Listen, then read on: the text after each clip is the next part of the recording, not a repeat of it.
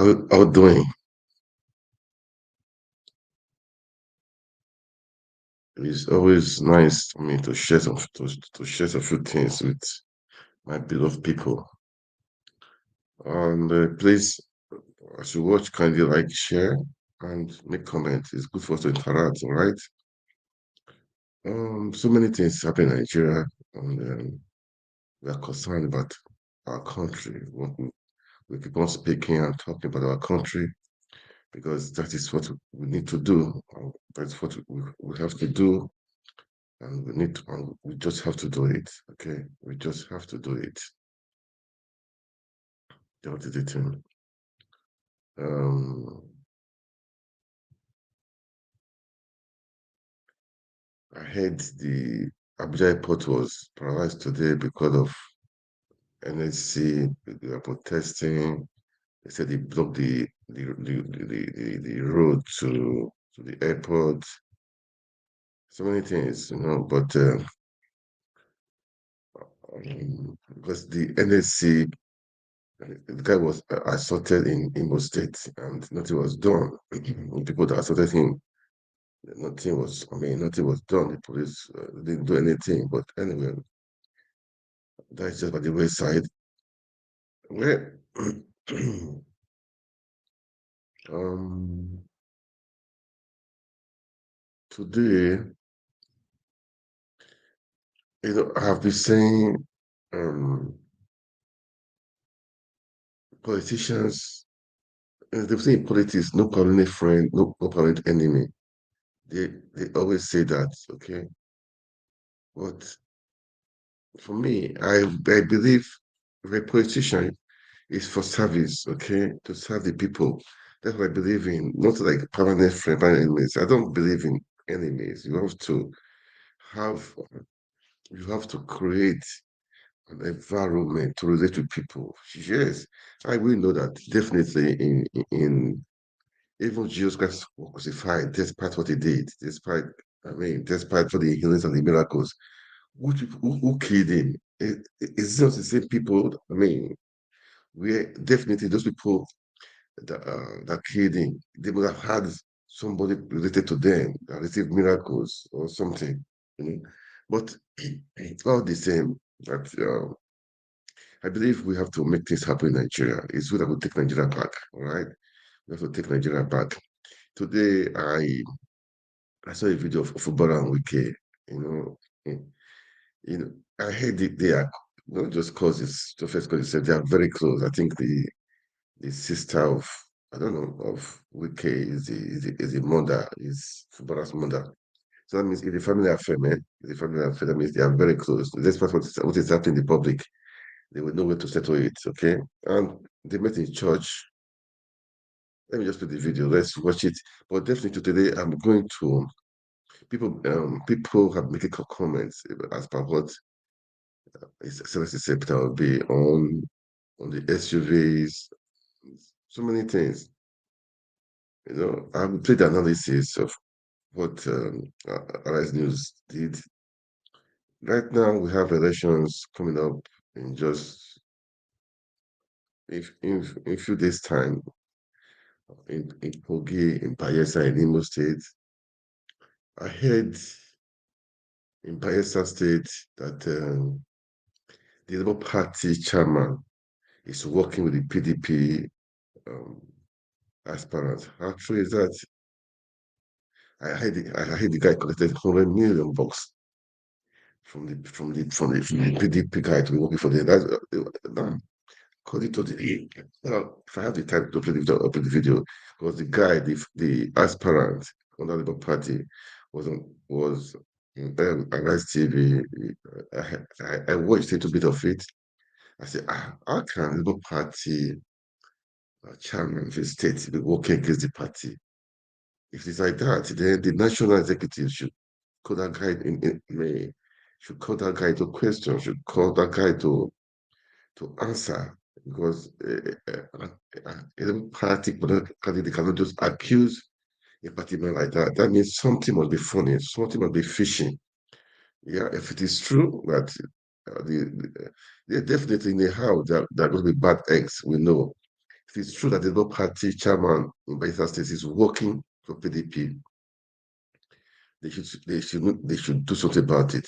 Um, they should do something about it because for now, Labour Party is a field we are seeing where the obedience can enter and play, and play the politics because without be the Labour Party is a vehicle we are seeing most of the obedience will enter, and to drive home what the obedience are, what the obedience are for, what they want to do. But I know definitely some people will try to jeopardize, make the vehicle not to run. But we can, by God's grace, we will see through. We will see through. So please, please, please, the Labour Party national chairman should look into it fast. The election is just less than 48 hours to go. So let's hope something is done. Then I heard in Imo State that Hope Uzodinma went to go and bribe MTN. How true is that? To bribe MTN so that their network would not be good so that they can, maneuver and rig the elections. Well, uh, let's keep. What I will say is, everybody, make sure your vote counts. Make sure when you vote, remain there, don't leave. Make sure it's counted. Make sure I pray they use the IRF to upload to upload the results. That is a prayer. So that and don't let anybody intimidate you. Okay, stay fast. You will definitely they will not stay in Kogi State, in Bayelsa State, in Imo State. Stay there. Make sure the election is done. Make sure your vote is counted. Make sure that what we what you did comes to pass. That's what I would say. Because it's good for us to do anything and we make sure we do it to the end. I mean, we make sure we have a conclusive, positive outcome. All right. People are saying they don't want to oppose Zudima. I'm from Imo State. I don't know how far he has done. I don't. All I know is that it's a speaker governor, and we want the best person. Okay, we want the best person. If you know it's the one armed guy, the strong man, is the guy. He's the obedient guy. He's the Labour Party parasite. So let's go ahead and do what is needful. Okay, please do what is needful. It's on Saturday. Guys, do the needful. Let's vote at all the jackass. Let's vote at all these people that are rigging the election, that they think the nation belongs to them. Let's take them out. Let's do a new thing, okay? Let's do a new thing. Let's change the system. So let me just play the video of today. I saw Wiki and Fubara. We are extending greetings. Let's play it and it's a very short video. Let's listen to what Fubara will say.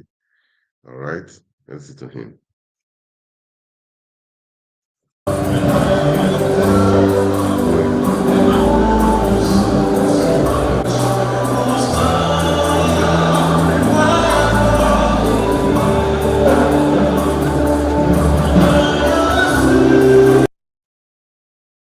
Just one moment, please. Just one moment. Let me do it properly because it's not doing well right now. Let me do it properly.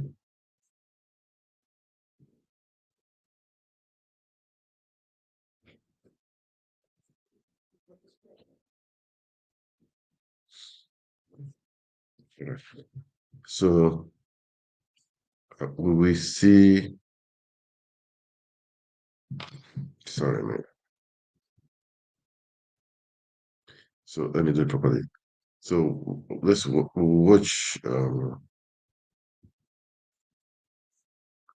what Fubara said because I wanted to play the video of what Fubara said. Okay, I want because he said Wiki is his. How do they put it again? Let's just watch it anyway. Because it's something here, man.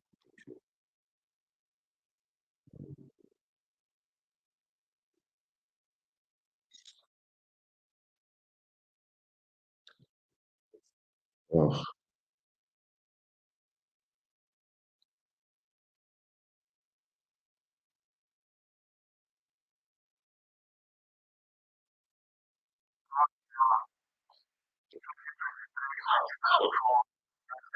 okay, yeah. Till now, it's good now. It's good now. So, um, sorry guys for that. Okay.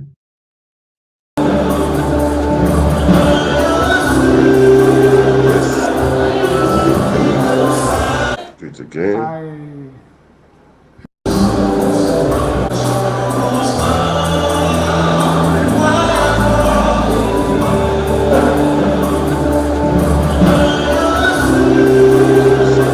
Touch. Touch. I feel very honored, honestly speaking, to be in your midst today, to be the one,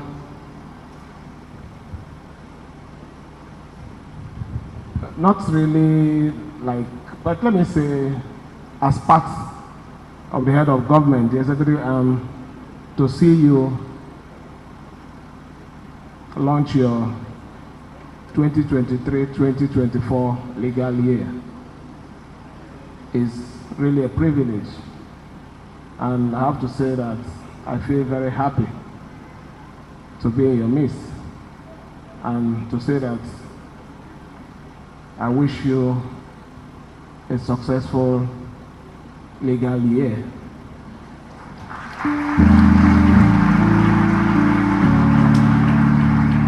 It's important to say a successful legal year. For the past 1 week or more, we've been hearing the negative stories. At least for once, let us hear something that is different from the bad news. So I feel happy. And I have to say that I'm even overjoyed that my Oga is here with us. So I have to welcome you specially for coming to cheer us in this event. I wouldn't say much. I just request that everyone should continue to pray for us. It's been a trying time, but I know that this phase will pass. And the promises we made to our people that will continue to give you development upon development, we are not going to go back on that. So I want to thank you for your support and also say that, please, we need peace. Everybody should just relax. We need peace. For us to progress in the state, we can only do that in an atmosphere of peace. Please, let me thank the church for your prayer. I know that you have always been there for us.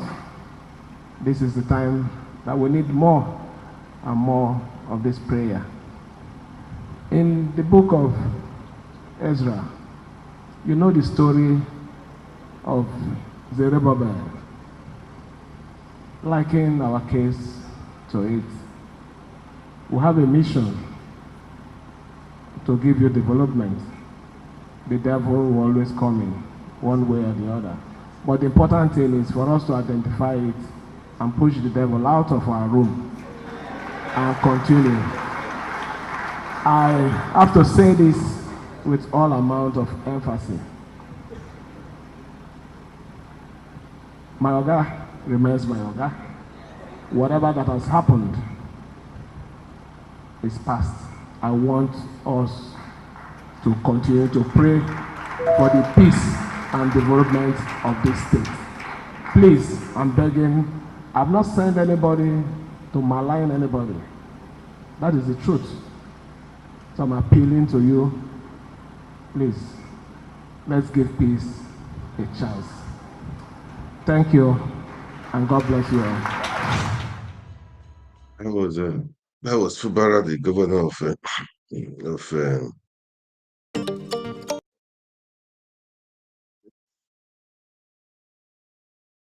state. Wiki was there with that speech. It was in a church. So let's watch. Let's just watch and see. Okay, let's watch and see how the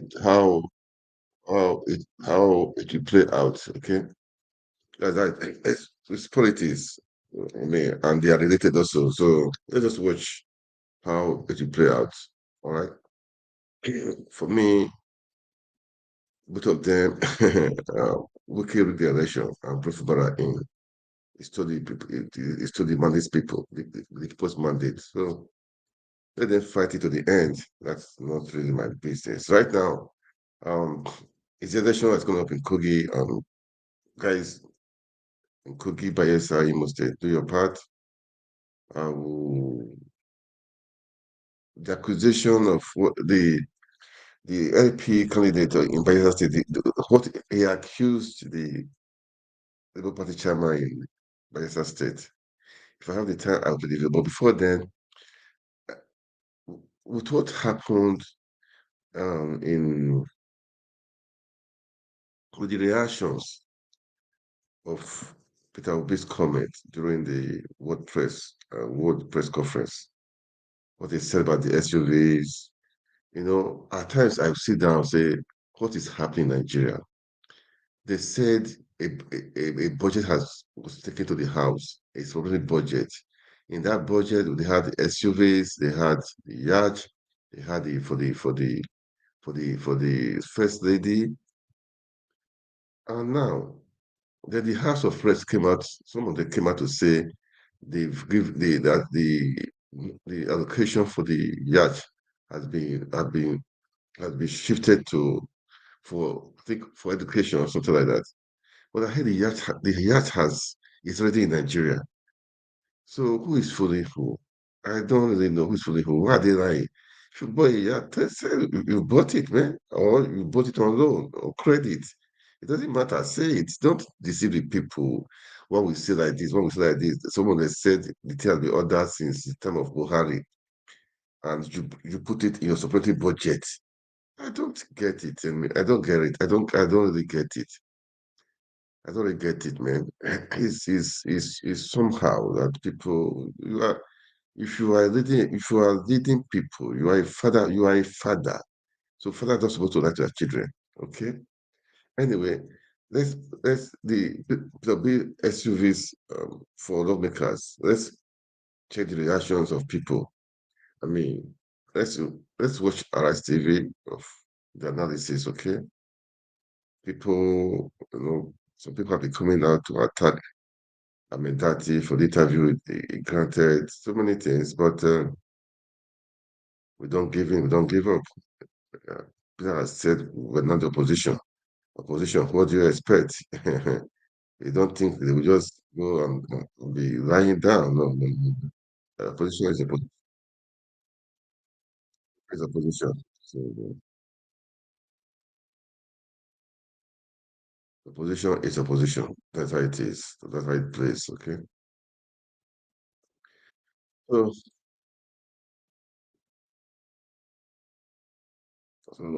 let's listen to Peter, Excellency Peter Obi on the analysis of Underline TV. Okay. Or maybe I will cut it short for sure, but I don't think I can. Not that I can't. I mean, to watch it to the end. Okay. Let's watch this one now. Okay. Uh,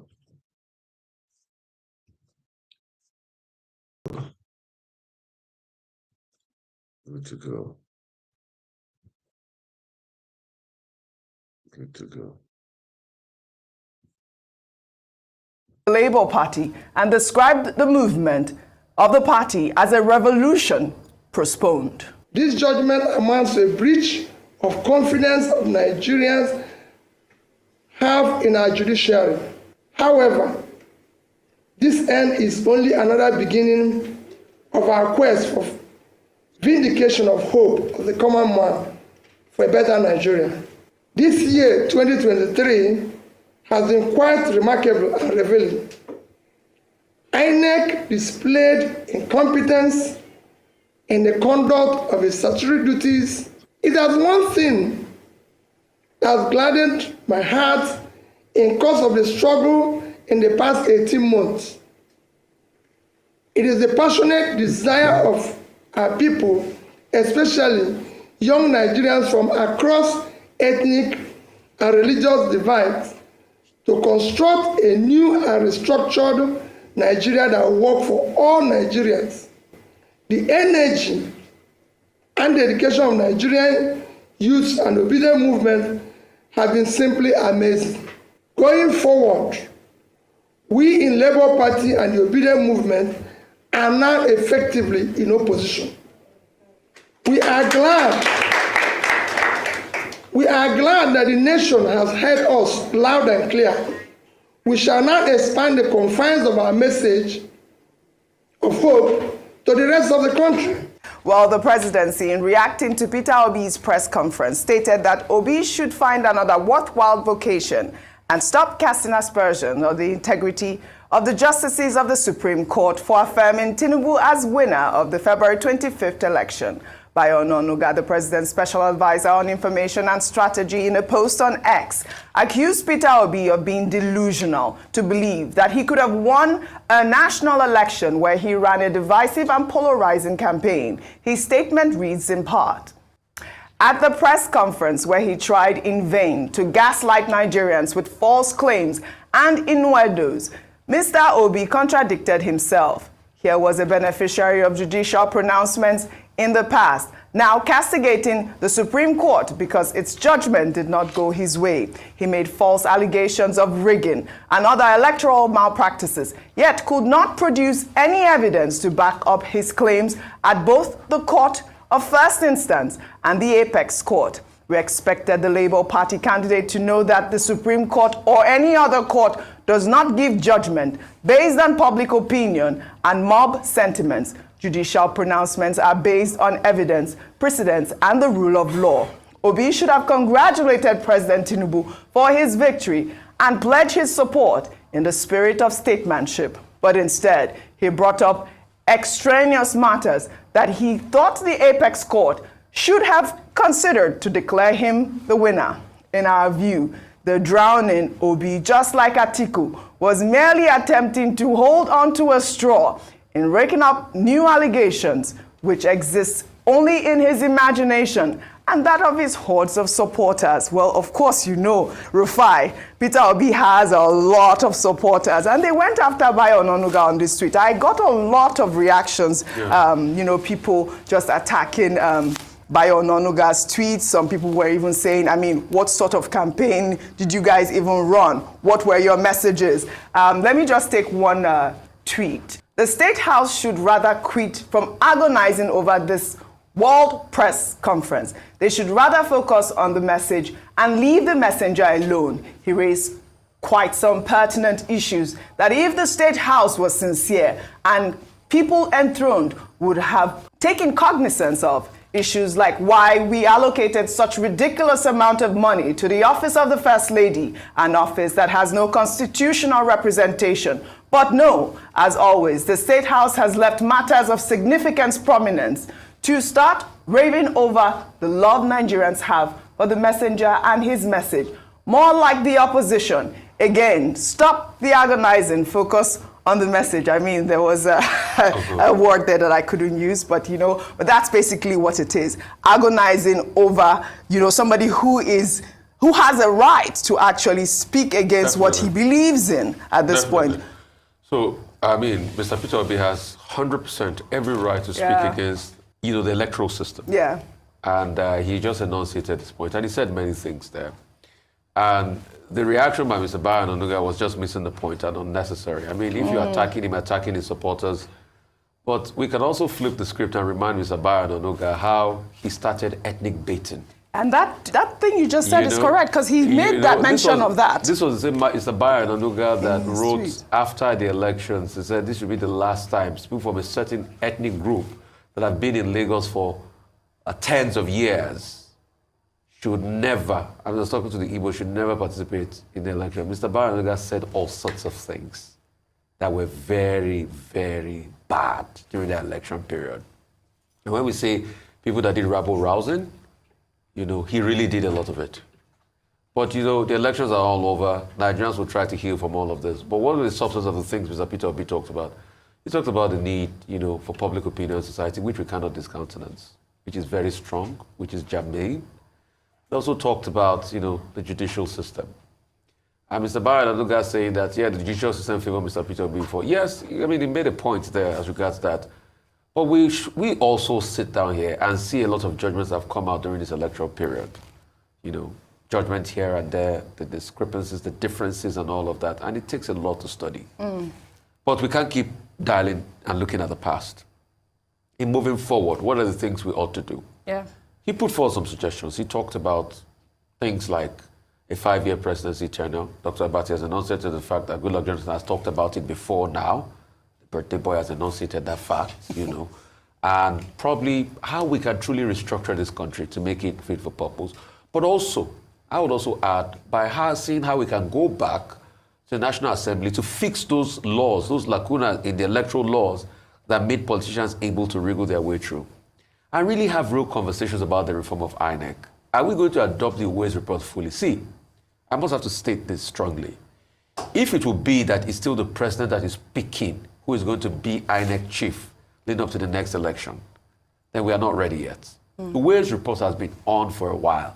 It's time for us to fully implement it. This is the time for you as citizens to also call the lawmakers and say, these are the things we want you to push in the House for us as regards electoral reforms. Also, I talked about the fact that the opposition too should come up with ideas. So it's not just, opposition is not just about criticizing the government on ground, but what are your counter ideas to what they have? That's why, yes, presidential candidate of the Labour Party, Peter Obi, talked about the office of the First Lady and all of that. That should not be the case. The 5 billion for yachts. But I am also saying, and somebody just sent me a message that I think he did criticize, but I didn't watch the full tape because I was in and out of it, that the Labour Party lawmakers too should be called out for collecting the 160 million for the cars they want to buy, because, I mean, if they say they were bringing a new idea forward. So this is the time for us to be able to effectively run our government and run our country. And we must have a boisterous and strong opposition. Yes, you know, this is the time to run our government. Yeah. They should have a think tank. They must have ideas they are putting forward. And we must have a robust political space. And please, we'd like to beg all the actors, stop ethnic baiting. Yeah. Please, stop ethnic baiting. Don't destroy this country. Don't set it alight. Yeah. Put your ideas forward robustly and let people enunciate on those ideas and debate on them. Yeah, we must have a robust governance process at this point, you know, and that's also the rhetoric on a lot of reactions that I have seen. I'll just take this one for laughs. This is from Ben, who wrote, responding to Bayo Onanuga's tweet, he wrote, 2 questions for you, sir. What issues did you campaign on during the election process? He said selection process, apart from dancing to Kwamwan songs at campaign events loaded with unlimited gaps. What have you brought upon the masses in the last 6 months, apart from hardship, pain, and suffering? Dr. Abati. Well, first, when we discussed this subject earlier, I said, look, I didn't think the response by Mr. Bayo Onanuga was necessary. Calling Peter Obi a copycat and leader of a faction of the Labour Party, that wasn't necessary. Felix Moka, the APC spokesperson, also responded. Now, volubility may be an asset in teamship, because when you are running a teamship regime, everybody wants to be heard. But volubility is not necessarily an asset in spokesmanship. There are certain things you don't react to. Now, the Supreme Court has ruled. After the Supreme Court, you can only go to God. Now, you cannot say people take part in an election, a ruling has been given by the Apex Court, and you do not allow them to put their thoughts, their own opinion, on the table. So whatever Mr. Peter Obi said, it was perfectly within his right to make those claims and make those statements. Not that it will change anything, but at least he has made his feelings known. And what did he say? He said, look, the Supreme Court, didn't go by the law. And even if it went by the law, it was more interested in technicality rather than acting as a court of law and a court of policy. Okay? Right. Nobody can take him up on that. It is his right. And he said, look, the Supreme Court also overlooked fresh evidence that came. Yeah, he says public opinion is more important. Well, the Supreme Court said it acted within the province of the law, because the Supreme Court is not a marketplace where the mob will come and impose its own views. They will follow the law. If you disagree, well, that's the law. Only the Supreme Court can reverse itself. But his opinions are valid. So in other words, Mr. Abayo Ononuga is also saying, oh, he expected Mr. Peter Obi to congratulate President Tinubu. Well, Waziri Atiku Abubakar has not congratulated him.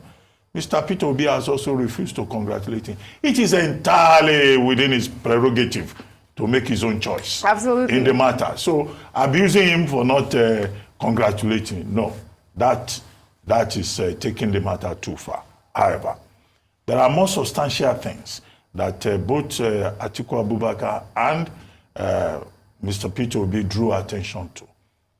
What is this? Both of them are saying we should now have a single term. Atiku Abubakar recommended 6 years for the presidential position, and I guess the same logic goes for governorship. Now, Mr. Peter Obi says he prefers 5 years, so that within a space of 30 years, there will be a resolve on the part of Nigerians that all the 6 geopolitical zones should go round, so that all of us can have a sense of belonging in that presidential villa. Not that some people will take it for 8 years, then they will hand it over to another part of Nigeria for 8 years. That's a concrete issue that both Waziri Atiku Abubakar and Mr. Peter Obi have put on the table. And I made the point that this is not new. This was what President Goodluck Jonathan recommended years back. But at that time, the thing was rejected on the basis that, President Jonathan was looking for a way to do an additional 6 years. Is that an issue that we can begin to look at? That's number one. Number two, there are issues that have arisen from this whole electoral process and the various litigations with regard to sections of the Electoral Act, with regard to the Constitution. Now, the way we can move forward is to identify those particular relevant sections and begin to debate them so that the relevant bodies, the National Assembly, can amend the law accordingly, because the job of deepening the electoral process in Nigeria is not a finished business. It's a continuing business. It is a journey. Absolutely. It's not a destination, as it were. The destination that we may only talk about will be the integrity of the process itself. Number three, Mr. Peter Obi says it's not as if anybody is going to drive him away from politics. He and the obedience, and I like the way he identified the obedient movement. That's, him taking ownership of the obedient movement publicly. Yeah. And this is my first time of seeing him doing that, at a very serious occasion. Yes. Now, he says they are going to go into the opposition. Yep. Now, that's what we expect, that they will provide quality opposition, criticize government, but constructively, offer alternative ideas where necessary, and remind Nigerians that governance cannot be left only to the people who are in government. All of us will be in this matter. And this is why the media is also important. We are not opposition. We are just professionals. Finally, he was recommending a quasi-parliamentary presidential system of governance, saying that those in leadership positions must also be involved in the legislature. Now, that's like a parliamentary system. In some countries, you have a mixed system where you have presidential parliamentary. And it's not a fresh idea. Some people have also suggested that in the past. Can we also look at that? So we should focus on the ideas Yes. at this point and stop focusing on calling people a copycat, this and that. At the end of the day, Mr. Peter Obi is a citizen. Yes. And he has rights under the Constitution. And those rights include expressing his opinion about how Nigeria should move forward. I love it. Both of you, well done. A great advocacy for moving Nigeria forward. We'll head over to Abia State now, where the governor of the state, Alex Oti, has commissioned major roads. Yeah, guys, I play that to it's the reaction of some people regarding what Peter Obi did. I mean, he said do the press what press conference. There was another thing that Fanny Kayode said that as per the what happened, um, what happened during the conference. You know, at times I look at people, these people that are hungry, they can just wake up and say anything. Was Tinubu, was he not convicted? There are ways that FKK, Fani Kayode used those some years ago on Tinubu, calling him a drug baron. It can never be on the side of Tinubu. That guy used so many insultive ways of Tinubu, seriously. But now, is that the defender of his own shit? I mean, of the FX. I use the word shit of his own what he spoke against. You know, some people are just like that. They are neither here nor there. They anywhere but their face, anywhere that that would be good for them. They just, I mean, they would think that would be good for them. They cannot stand for the truth. Why? Why not just be a man and stand for the truth? I know the way you condemned Tinubu those some years ago, how you called him names for a forger, a drug dealer, so many things. But now you're not defending him. Even First Okeyamo, all of them. Is it wicked that said he rather stay in PDP that has malaria that will go to that will go to APC that has cancer? Is that working for the APC that has cancer? You know, these leaders, these politicians are just after their own. They are just after. Oh, that is why we are saying to take Nigeria back is a long war, okay? And Peter Obi is a person of saying that we can that we can really count on us, but to take Nigeria back. That is why, for me, I'm saying we don't give in, we don't give up, okay? And they said that just now, this guy was saying after Supreme Court, what SAG is God. Well, God is the ultimate, but the voice of the people, the voice of the people, the voice of the people is I mean, it's quite loud. The people know they knew what they wanted and they voted, and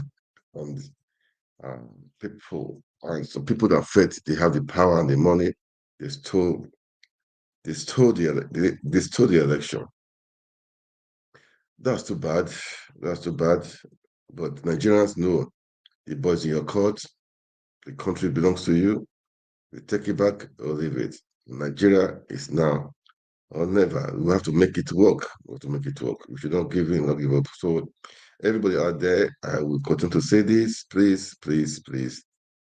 This struggle continues. It continues. It's just the beginning. Really, I don't really expect. We should not just expect under 18 months. I mean, so to say, to just dethrone those people that have been there for years.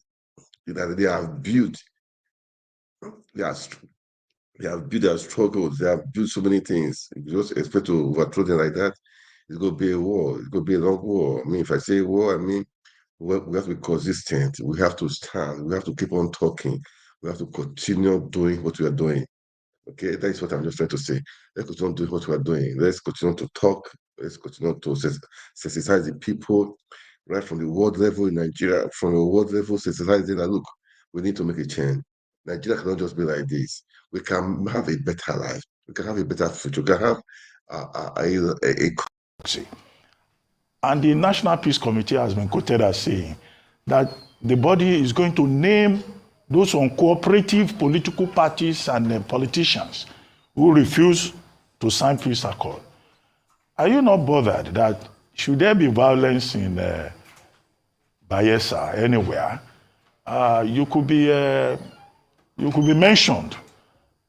Somebody could just mention your name and say, well, we know where it's coming from. After all, then Radiri did not sign the peace accord. And they just use that we're talking about. Are they on your side in this struggle?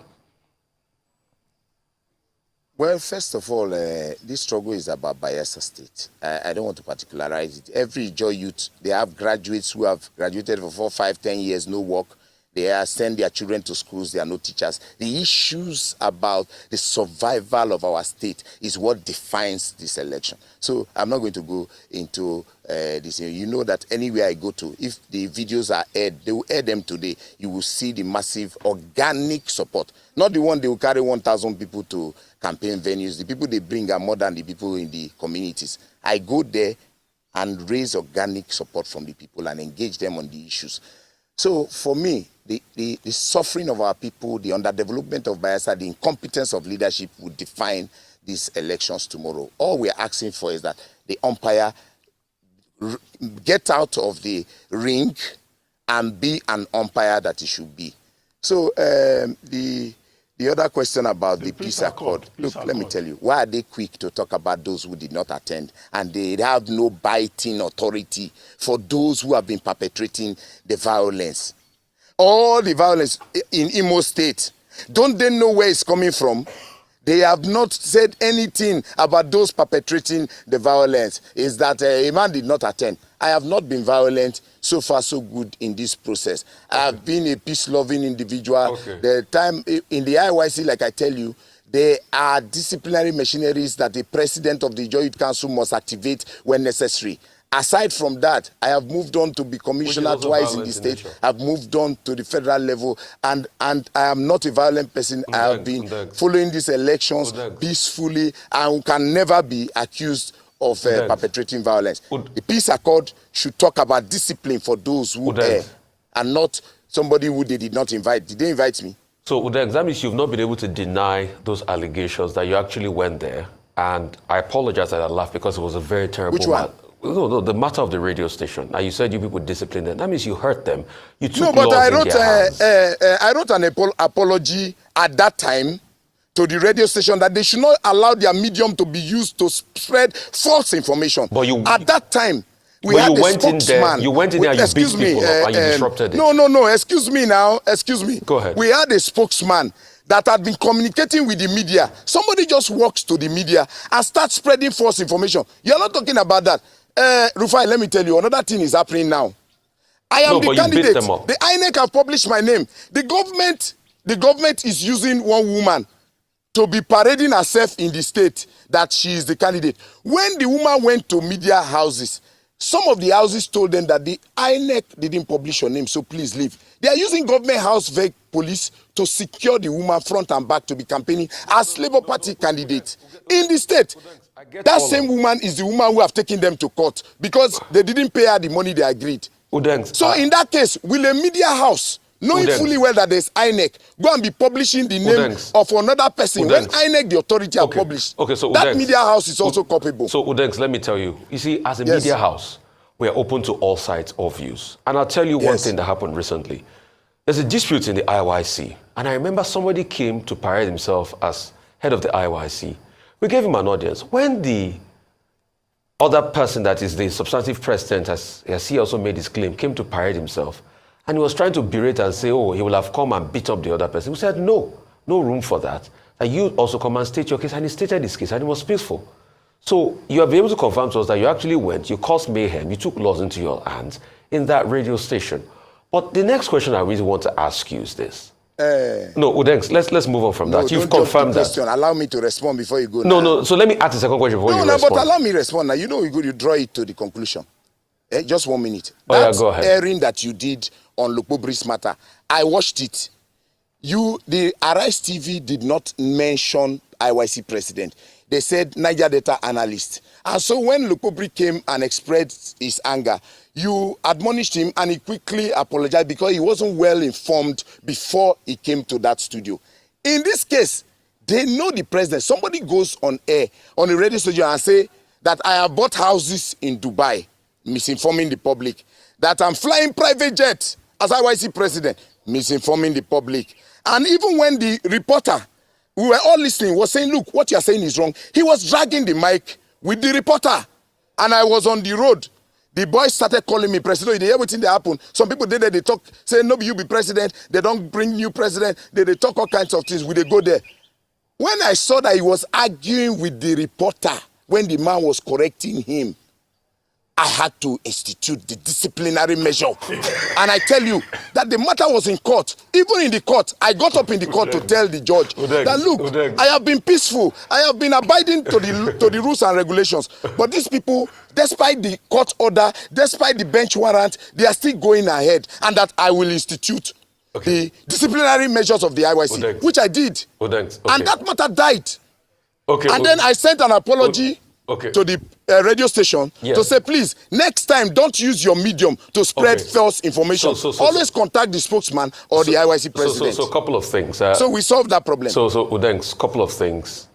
The fact is you took laws into your hands. That's number one. Secondly, you do not know the facts. That's not true. That's not true. Hang on a minute. Hang on a minute, Udengs. Okay, you can choose to disagree. I told you that I was in court. No, hang on a minute. So the second thing is the fact of the initial matter I cited as IYC. You do not know the facts because I was the one that first interviewed the first guest that came before Jonathan Lukmobiri, and we did address him as the IYC president before we, now had Lukmobiri on and we settled the matter. So you don't know the facts of the matter. But Udengs, in all of this, your critics are saying that this same PDP that you're calling black today, you served and enjoyed this PDP administration. Is that you did not know all these things were wrong when you were with the PDP then? Why are you trying to act like a saint today? Because you are a boy, you are a child of the system. You are a son of the system. You enjoy the system. You enjoy the largesse of the land. You're a man of the system yourself. Okay, let me explain to you. When you say largesse, it's like I was there eating money or going to this. Let me tell you, in Bayelsa, there's nothing like party. Again, Rufai, I am a young man of 47 years. Do you expect my life to be capped by a group of people? No. When I saw that they will not allow me to make progress, I went to see the former governors. I gave them drink. I knelt down. I begged them. I said, during your time, you trained us, you mentored us. It don't reach my turn. It is time for young people to take leadership in the state. But these people say, no, I want to complete my tenure. I want to do. You don't use your time. You're not going to use my time. So if the party is your own, and you will not allow me, quietly, we will meet in the field. Are we not in the field? I am not a young man that people cap my progress or my future for personal reasons. If you come to Bayelsa and look at the politics of the state, it is the time for Central to also produce governor. I have gone through leadership. If I didn't go to the PDP or did not participate in government, you would have said, this one will get experience. I participated. Show me where my name was involved in looting.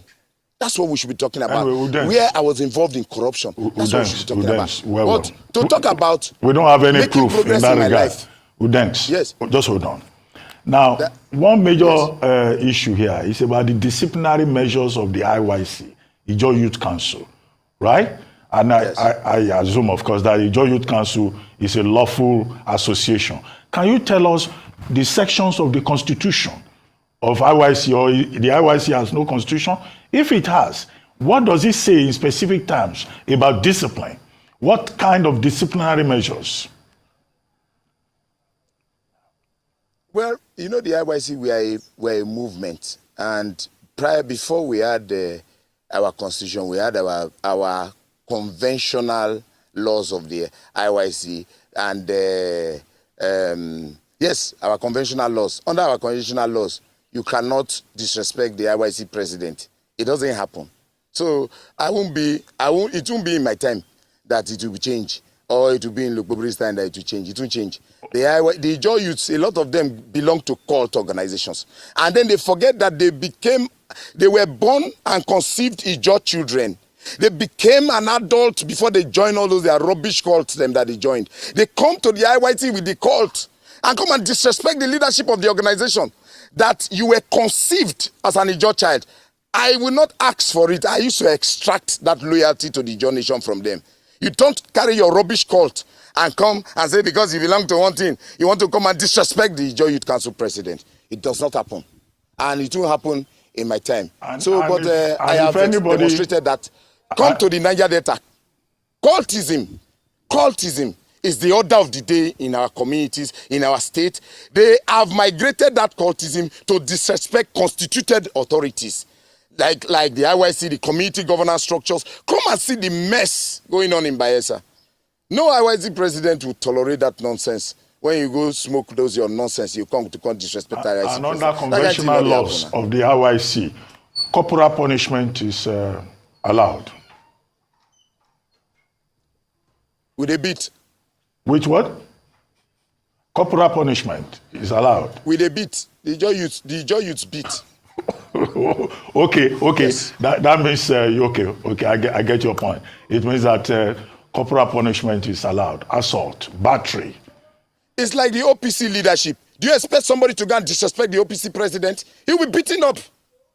Why should the Joy Youth Council won't become a discussion on national TV when you know the rules? Nobody will go and disrespect the Arewa president. An Arewa youth disrespecting the president, there will be measures that will be kicked in immediately, even before the authorities will understand what's going on. So it's good you confirmed to us now that you did go to the radio station and beat those people up. Udens, thank you so much, Udens, I did for your not time. deny it. Now the matter went to court. Okay, so it thank went you. to court. Udens, it went to court and I won. Udens, we have to it's go. not an issue. Thank you so much. Wish you a lot of luck in your elections, all right?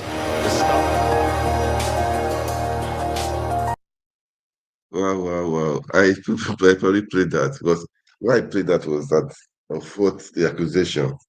They accused the Labour Party chairman of the state of getting money from PDP. That's why I played that video. Anyway, guys, it's there for you. Let's do the right thing. I know in the house there could be people like that, so if it is true, Yosabure, you know what to do. All right, so guys, it's been a great day, and I will say thank you so much. Kindly like and share the video. And oh yeah, okay. I said today the Labour Party. I would say the house. They were on rampage, rampage or strike or protest or rather. At Abuja, they obstructed the flow of traffic. So I heard they wanted to enter the airport, but they could not enter the airport. So many things happened. I don't know. Let me just in a way.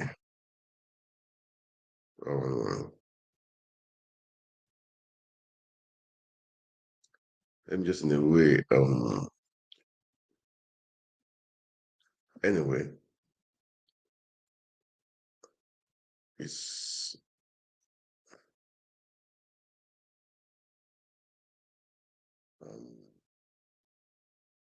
so today the Labour workers they were protesting.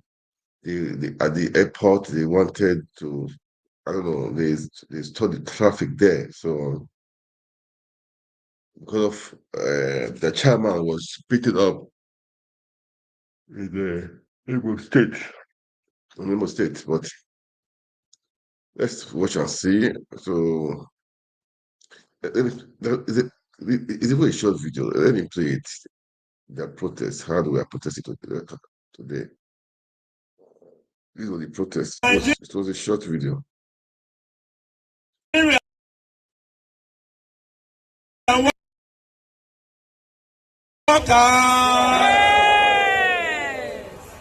Greatest of the greatest of the greatest of the greatest of the greatest of the greatest of the greatest of the greatest Nigerian workers.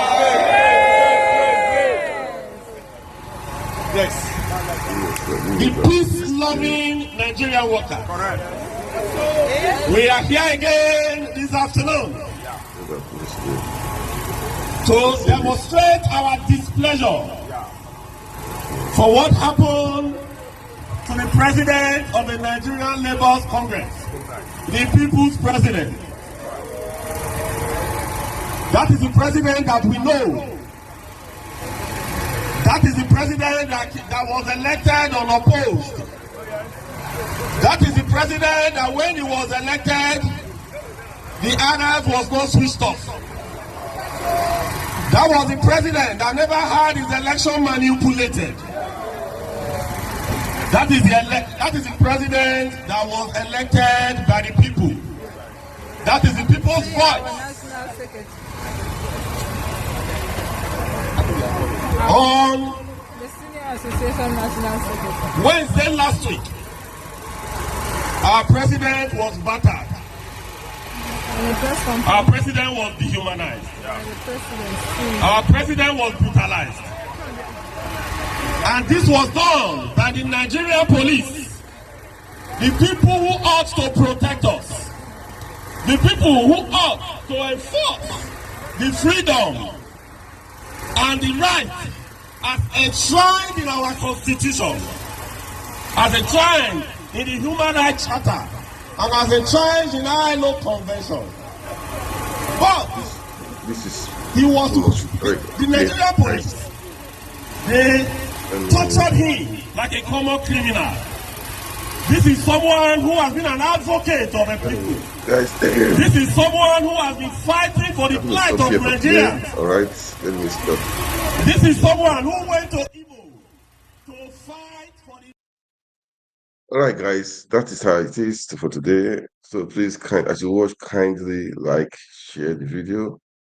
And right now, on 4 channels right now, to your channels, Facebook and Twitter. So let's make Nigeria great again. Let's do the right thing. Let's make things work, okay? All right, guys, thank you for watching. God bless you. God bless Nigeria. Good night. We have to be consistent. We have to stand. We have to keep on talking. We have to continue doing what we are doing. Okay, that is what I'm just trying to say. Let's continue doing what we are doing. Let's continue to talk. Let's continue to sensitize the people, right from the world level in Nigeria, from the world level, sensitizing that, look, we need to make a change. Nigeria cannot just be like this. We can have a better life. We can have a better future. We can have a country that you can be proud of. Everybody can be proud of. That's what we are saying. That is what we are saying. And we can make it happen. We can make it happen. We can make it happen. Okay. So, so that is it. So, as I said before earlier, that the elections for Bayelsa, Kogi, Imo State is covered this weekend. Guys, go out there, do your part. Make sure your vote counts. Stay behind to make sure vote. Use the IRF to upload it. Make sure everything counts. I know people might say, look, they don't trust the system again, and they cannot be trusted, this and that. But go ahead and do it. As I said before, I heard Udodozima has brought the MTN to make sure that network don't work with that day. Okay, that's what you see. Then there's an allegation in Bayelsa State that the LP candidate said the state chairman is working against him. That the Labour Party chairman collected money from PDP, 100 million naira, and is working against his own party. The whole party chairman. If it's true, Joseph Bore, you have to go and sort it out. So I want to play the interview so that people wouldn't think. I just watched a little bit of it. I just watched a little bit of it. Let's play the video. I may not be able to finish this video. I may not finish it because I may not finish it, okay? But it's the interview was with Arise Television also, okay? So guys, please, as you watch, can you like, share, make comment? It's important you like, share, and make comment. It's important you do that also, okay? So let's listen to the interview. Then we can hear what he said. Him to see me on this election, and they talked about peace accord. And I asked them, I said, why am I going to even be signing a peace accord when at the end of the day, actors in the same peace accord are being found wanting their neck and hands and neck deep in the crisis, bloodshed that took place, those same people are given red carpet when they visit your country. So for me, I don't attach any importance to it. If I was notified, I would have been there, but I would have heard this opinion before I got there. Yesterday, I was in Udi to campaign. Some people came and told me that it was a PDP environment that I should leave the town. And when I saw that if I engage them, I would create conflict, I said, okay, well, let me leave. Well, the second thought, I said, wait, why should I even leave? And I insisted, and eventually people came out because my parents already also have knowledge in OD. If I did not chase the governor when he went to my place, why should somebody chase me in his place? And eventually I had that engagement peacefully and left. They are promoting violence. They will give you all kinds of disposition, but they know what their people are doing. I have been very non-violent in this engagement. I was to go to Basambri. I was actually in Ogbolomabri when people said, oh no, I shouldn't come to Basambri. I said, why? I want to be governor of Bayelsa. I will go. In any case, I don't move with policemen and all the guns and everything. So I walked in there and I had a fruitful engagement with the leadership of the community and left. So for me, I didn't miss anything. If I was there, I would have signed, but I would have made this opinion clear. Thanks. Please tell us more about this violence and this stockpiling of weapons, number one. Also, I want your reaction to a certain, political stakeholder that was saying during a campaign about killings of a certain political party in this election. Also, I want you to clarify that area. Is it that the Peace Committee office did not get this message across to you on time? I just want you to clarify that area. But tell us more about these arms that they're stockpiling and this violence that they're trying to mete out so that let the world know about it. There is a particular militant who is close to the PDP government, ex-militant, who at a point was living in government house. I got the report this morning. What's his name? And of course, as a former IYC president, anything that... What's his name? What's the name of that? I won't mention his name for obvious reasons. Okay. No. I won't do that on air. Okay. For obvious reasons. The information came to me, the intels came to me, and this morning, I have called the security agencies. Some of them are aware of it. They are stockpiling arms to intimidate voters, to say, if you are not voting for a particular party, you will not vote here, we will kill you, we will do this. These are the things that they do. They will isolate those who are non-indigenous and say, this is our place, we will not allow you. And they use that as a means of terrorizing voters to the advantage of a particular party that they support. I have reported to the security agencies and they are dealing with it. The issue, or I hope that they deal with it, the issue of the peace accord, I didn't get a letter. Usually they notify your party. But you see, my party chairman, just yesterday they did a press conference. After collecting 100 million naira from the governor, they started the sharing formula, started creating problems. Really? People like us, I knew from day one. I am not doing a party. So your party chairman collected 100 million from the governor? Can you tell us more about that? 100 million naira, and said he sent 50 million naira to National, and though the National have denied it, and then the sharing of the other 50 million naira started bringing argument. They went to organize a press briefing that they have decided to support the AD. The party chairman is an appointee of the governor. Right from day one, I knew, and I had blown this alarm before, that these people are not working for me. And when I go to campaign, I tell Bayelsa, it's only the state woman leader that goes with me. The rest have given me conditions. I should bring so amount, I should bring so. I don't have that kind of money. I didn't come here because of money. I came here because of the issues that affect my people. And so far, so good. I have been supported by my friends and my business. I'm an engineer, I practice. From there, I've been able to battle them to this point. All overtures to get me out of this race have failed. They spread all kinds of rumors. Oh, he has settled with you then. We have settled with him. He will work with us. They paid them 100 million. The argument is on. They are fighting now. The chairman has left town. I have reported to the national chairman. I have raised a publication to that effect. And they are dealing with it. For me, they are not important. They are going to be distracting me in this election if I focus on those. So you're saying your We party... have known them to be most. So you're saying Any your man that stands so you're saying the Labour Party... for. So you're saying the Labour Party in your state is already compromised, that the party chairman has collected 100 million and they're not working for you. I want you to talk about your reaction to the Makaiva statement. They did it to Obi too in your state. Tell us more about that, Okay, please. they did that to Obi. In Bayelsa State? Tell us more about that. Okay, I feel sad. I feel sad about the statement that was credited to Joshua Makaiva. I think that sometimes emotions will make people not control the kind of rhetorics that they use. That alone have removed a lot of mileage from the support that they used to have. I'm aware that brass people have already called their deities, calling on anybody who comes to perpetrate violence to be punished by deities, for those who believe in those things. But you see, that kind of statement is not encouraged. And if we are talking about violence in this election, and you are saying I should come and sign a peace accord, if somebody makes such statements and people are not seeing practical steps taken by the authorities to apprehend such, then you are going to be leaving people to resort to self-help.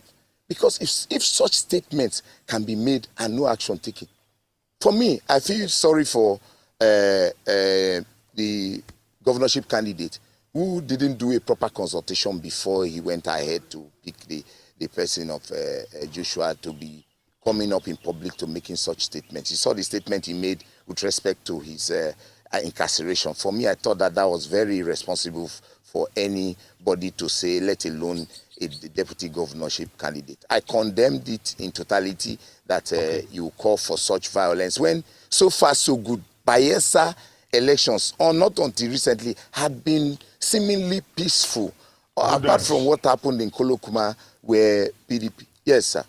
Udens, you are accusing the chairman of the Labour Party in Bayelsa State of collecting a bribe of 100 million. Do you have any proof? And then two, how do you hope to win the election? Or you are just in this just for publicity purposes? If your party is not with you, how then do you hope to win? You can't be, are you doing one-man campaign? How did you get to this point whereby members of your own party are not with you? I have the entire ward's local government chairman with me. The state ESCO right from day one, they sold Obi-A out now. You are not aware of the issues. And let me tell you, Uncle Ruben, look, even as Iwaju had his party people, some of them who didn't work for him, didn't even win the election. I go to the heart of the people. I go to talk to Bayelsans. The issues here are not about party. They are about the poverty in Bayelsa. I have been, in the course of this election, I have been to virtually every nook and cranny in the state. And I have seen the nakedness of neglect of government to the people. It is the people I'm talking to. They are the electorates. They are the ones that we vote. And so we're expecting all this now. If you have been following what has been happening in the Labour Party and other parties, you will see that some people stand for nothing, so they fall for anything. This 100 million thing had been coming since yesterday. It was if they were blowing each other as a result of the chairman saying that they said the money na 100 million. Why you will bring 50 million? He said, oh, I don't send 50 to national. I have called the national chairman and he's making a statement to that effect, and that they were going to deal with it. But those are shenanigans that I don't even want to bother me in this election. This election is about Bayelsans. This election is about the survival of our people. And I have been going to the electorate. The chairman, apart from once, he followed me for campaign. He has refused to follow me, and I don't bother about those people. I know them. They will sell anything for money. Well, you know, there's also that perception that the Labour Party in Bayelsa State is working for the PDP. Maybe it's as a result of this. But, you know, let me ask you this. We had His Royal Majesty Dakolo on this same program.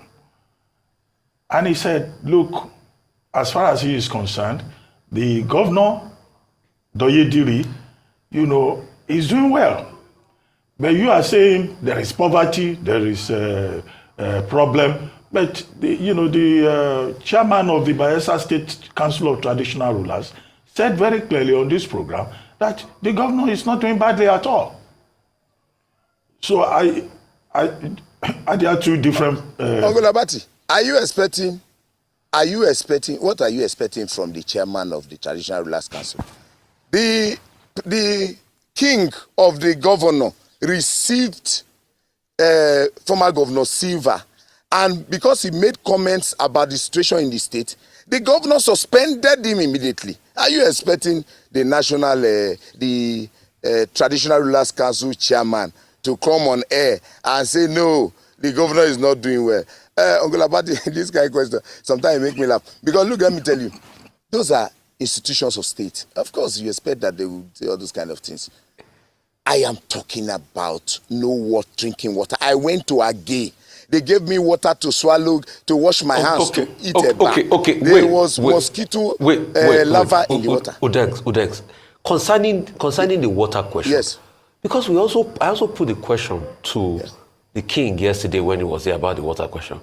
And he said it's not only Doyediri's fault that there's no water. That since the state has been created, there's been no water in Bayelsa State. Why is it that it is on Doyediri this time around? That's one question. Number two, I also want you to prove to us, as regards, how you said they betrayed Obi. That's another story I'd like to hear. But also there's an allegation here for you that somebody sent. They said while you were IYC, Ijaw Youth Council chief, as you people went to a live program, radio station, to beat up One Wisdom, Ikuli and Mike Edekwomo. Can you also react to all of that? And they said gunshots were also rang out. Okay. So just react to all of them. But the story, the proof about how they betrayed Obi and the reaction to what the king said about water, please. See, what is the job description of a governor? Once you are assigned the responsibility of a governor is to break the rock and bring out water. Your responsibility is to provide services that you are paid salary for. In Bayelsa, a governor does a small road that my chest is even wider than. Hey, with the work. What is your job description? What is your job? Your job is to provide water. I am not going to be looking at the past. I'm going to be dealing with the future. I'm going to process water direct from the river. Look, all those are lazy men arguments. There is a problem in the land. You came and got the position. Your responsibility is to solve the problem. And if you are not solving it, then you have no capacity. Incompetence is the order of the day in Bayelsa. The other questions you talked about, the IYC. Look, the Ijaw Youth Council, as an institution, discipline is also part of our responsibility as a leader. Certain area members at a time were becoming unbearable. There was even a court case against them. Every day I was going to sit in the court. They will not come to court. The court will take action. They will go against the court. At a point I warned in the court. I told the judge that I'm a law-abiding citizen. I am here every day coming to court. These individuals are maligning my person everywhere and refusing to come to court. The IYC has a way of disciplining area members. And when they went ahead to further, even when there was a court going on, I had to institute the disciplinary machinery of the IYC. And that disciplinary machinery saw to the end of that nonsense. In the IYC, once you disrespect the leader of the entire Niger Delta, Ijaw youths, there are means to discipline such individuals. And that disciplinary measure was instituted to correct area members. There's one thing about discipline. Discipline, you correct those who you are leading. Udex, what I'm asking you, the other question, did you go? No, there was one more question. Make I answer the other one. No, you answer. No worry, you go answer. Did you go inside the radio station and beat up somebody live and hurt them? Did you do it? That's what I'm asking. Is it true or false? I did not go into the radio station. The Ijaw Youth Council's machinery for discipline did what was necessary at that time. So they went to beat people up. It was dealt That's with. the If discipline you go back, mechanism, you see right? that. You see that as a president. No. Let me tell you, Rufai, as you do your work there, when I be president of the Ijaw Youth Council, I do my work. I didn't play with it. And in doing my job, when people go outside the code of conduct of the institution, then disciplinary measures will be instituted. Go and try it during the Asari time. Nobody will be talking about the way I went So about beating it. them in I the went radio about station it was disciplinary along. measure. I just wanted to confirm No, the fact. they were not beaten up. They were disciplined. Use the right word, please. So they were disciplined, and that's in the past. Oh my God. Because the matter also went but that's also to assault. court. They raised all kinds of allegations and failed. Udegs. They raised allegations and they failed. They said I carried guns. At the end of the day, the police was there. They were arrested by the police and taken to the police station. So the truth is that at the radio it was station, in the process of arresting them. Yeah, so was there any skirmish? Yes, Did they you were touch arrested. them? Did you hurt them at any point? Because you said discipline. When you say discipline somebody, it also means hurt them. In our local The Ijo parlance. Youth Council used to have its disciplinary machineries. Anyway, Okay. let's come back to Ask the any subject. former president. Let's come back to the subject. Peace accord. Yes. In Imo State, Yes, sir. some of the gubernatorial candidates did not also attend the peace accord. Okay? Well, some of them, 3 of them sent Yes. their running mates.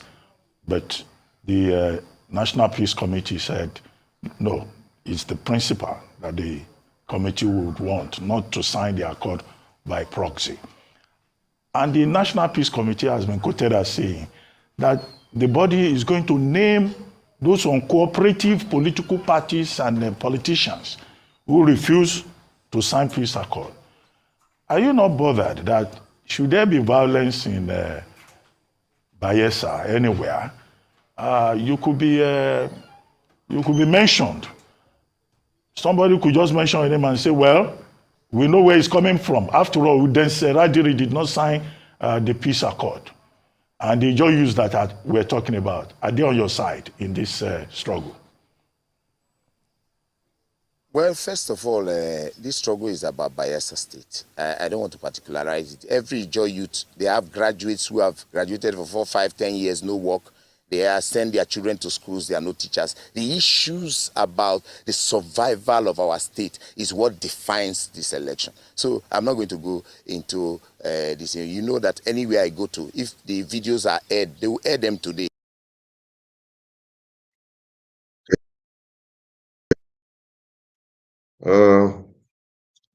It's Diaspora Network. It's been a beautiful day today. It's been a beautiful day today. That is what we'll be expecting. His Excellency came out today to speak. And it was really wonderful. And not just, in fact, both Excellencies, Mr. Peter Obi and his VP, they were on air today. And Nigerians, I just want you guys to have a rethink. Have a rethink. Do you want your country to be how do you want your country to be? Are you happy with what's happening right now in Nigeria? Are you satisfied? Are you impressed with what is happening?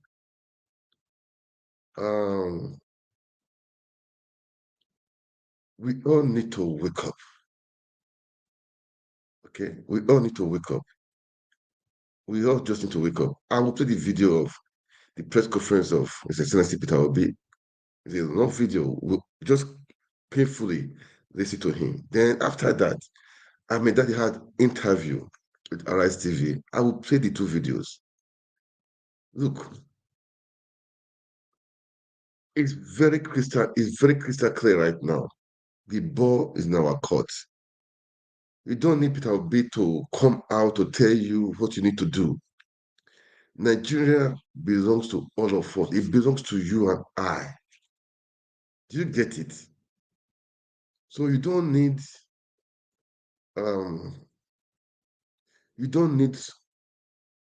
somebody to come and tell you what to do. You don't need it again. You have to take your country back. You have to do it. Take your country back. Take your country back. How do you want your country to be? That is the question. How do you want it to be? It's a question you have to ask yourself and answer for yourself. And Peter Obi today, he was just so, he's a peaceful guy. Peaceful guy. He wants the best for Nigeria.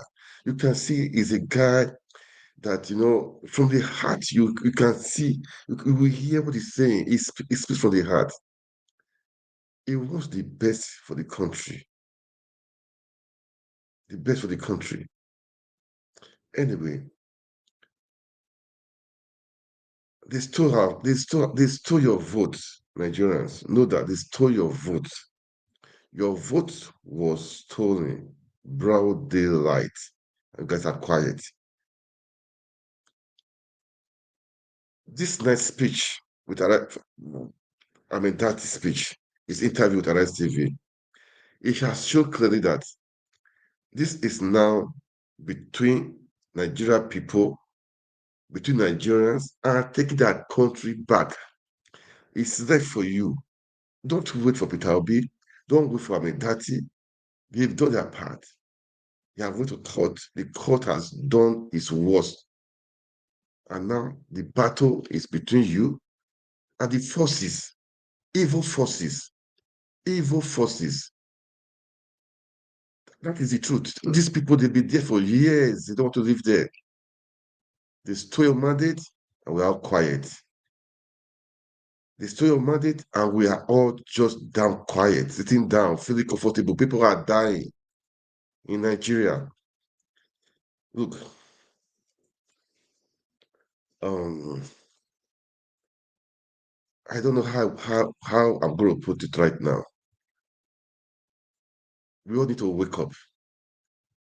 It's your civic duty. It's our civic duty. Everyone, both in diaspora, anywhere you are, it's our duty to defend your country, defend the Constitution, and make things right for everyone, for people, for the good of everyone. Be you from anywhere, irrespective of your religion, of your tribe. Well, it's just so annoying. It's so annoying. Let me just start by playing the conference of today from the World Conference with Obi. It taught us on so many things, so many things. I will play that. We'll come back, we'll talk a little bit. Then we now play the interview of Amedati. We'll play it. Guys, I want you to listen. Just listen carefully. Then you have to, if you'll be sleeping, you have to wake up. Nigeria is in the hands of jackass, of people that don't really care about Nigeria, about your future. We need to take it back. Man, anyway, let's listen to him. Let's listen to Peter Obi, His Excellency Peter Obi. This is a man, I respect him. I respect him a lot. For his beliefs, for his actions, for what he's doing. I respect Peter Obi a lot. I respect him a lot. And kudos to him. Kudos to him. Kudos to Amedati. The two of them. Kudos to you guys, man. You fought the fight. And the fight continues. You said the fight continues. And the fight continues. Right now, the fight is between the voices of Nigerian people. That's the fight right now. The voices, the power is in the voice of the people. It's in the hands of the people. Not just for the few political class. Man, let's play the video first, okay? Let's listen to him. Let's listen to His Excellency Peter Obi. Please, as you Supreme Court judgment kindly where he and Atiku Abubakar like, of the PDP lost. share, Let's listen in. follow us, okay? We were taught values Please and admonished to always share the video. Make comments. choose harder rights What do you think? instead of easier wrong. Make comment. Don't be scared. Certain Don't be legal scared. Make issues comment. What do you think aside, we need to do? the Supreme Court exhibited a disturbing aversion to public opinion, just as they abandoned its responsibility as court of law and policy It is therefore with great dismay that I observe that the court's decision contradicts the overwhelming evidence of election rigging, false claim of technical glitch, substantial non-compliance to the rules set by INEC itself, as well as matters of perjury, identity theft, and forgery that has been brought to light in course of this election matter. These are hefty allegations that should not have been treated with levity. More appellant, the Supreme Court's judgment willfully condoned breaches of the Constitution relative to established qualifications and parameters for candidates in presidential elections. With this counterintuitive judgment, the Supreme Court has transferred a heavy moral burden from the courtroom to our national conscience. Our young democracy is ultimately the main victim and casualty of the courtroom drama. Without equivocation, this judgment amounts to a breach of confidence of Nigerians have in our judiciary. To that extent, it is a show of unreasonable force against the very Nigerian people from whom the power of the Constitution drives. The Supreme Court's ruling may represent the state of the law in 2023, but not present demand for substantive justice. The judgment missed principles and precedents. Indeed, the rationale and premise of the Supreme Court judgment has been clearly brought to light by deep, revealing, and troubling valedictory remarks of Honorable Justice Musa Datijo Mohammed, JSC, on Friday, 27th, 2023. In disagreeing very strongly with the ruling of both the Presidential Petition Court and the Supreme Court on the outcome of the 25th February presidential election as declared by the Independent Electoral Commission, as Democrats who believe in the rule of law, we recognize that the Supreme Court is the end stage of our quest for legal closure on this matter. As a party and candidate, Daddy and I have now exhausted all legal and constitutional remedies available to us. However, this end is only another beginning of our quest for vindication of hope of the common man for a better Nigeria. After all, sovereignty belongs to the people, even only for historical purposes. It behoves us to place our disagreement with and deep reservation about this judgment on public record.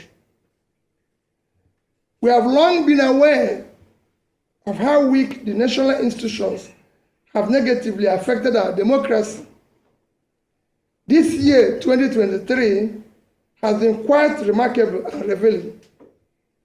INEC displayed incompetence in the conduct of its statutory duties.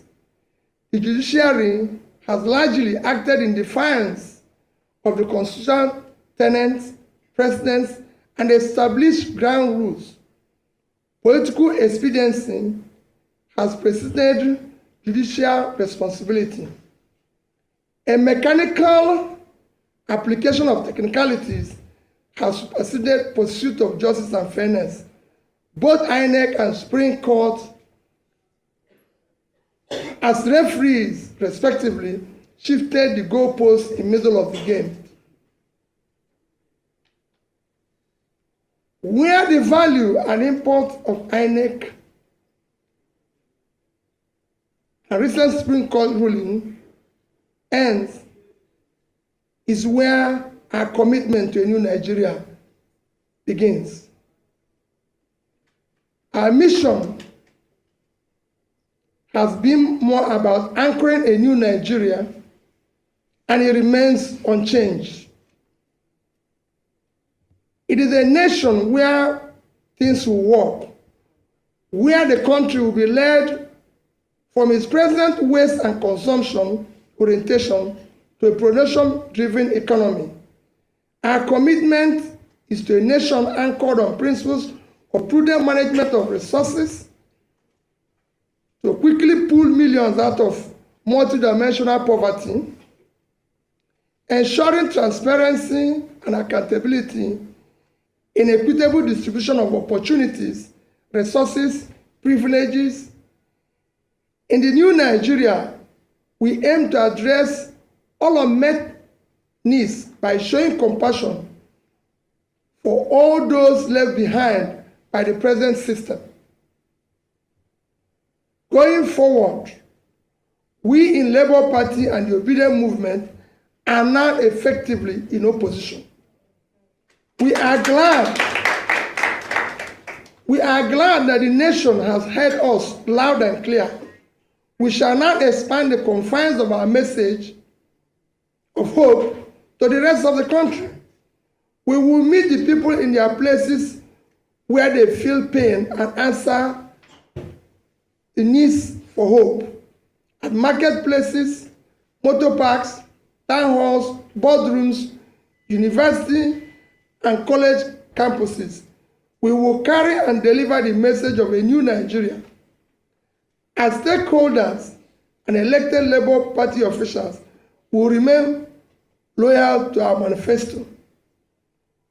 We will continue to canvass good governance and focus on issues that promote national interest and unity and cohesion. We will continue to give primacy to our Constitution, rule of law, and the protection of other liberties. We will offer checks and balances and will vie robustly in forthcoming elections to elect those who share our vision of a new Nigeria. Given the present national circumstance, there is compelling need for a strong political opposition.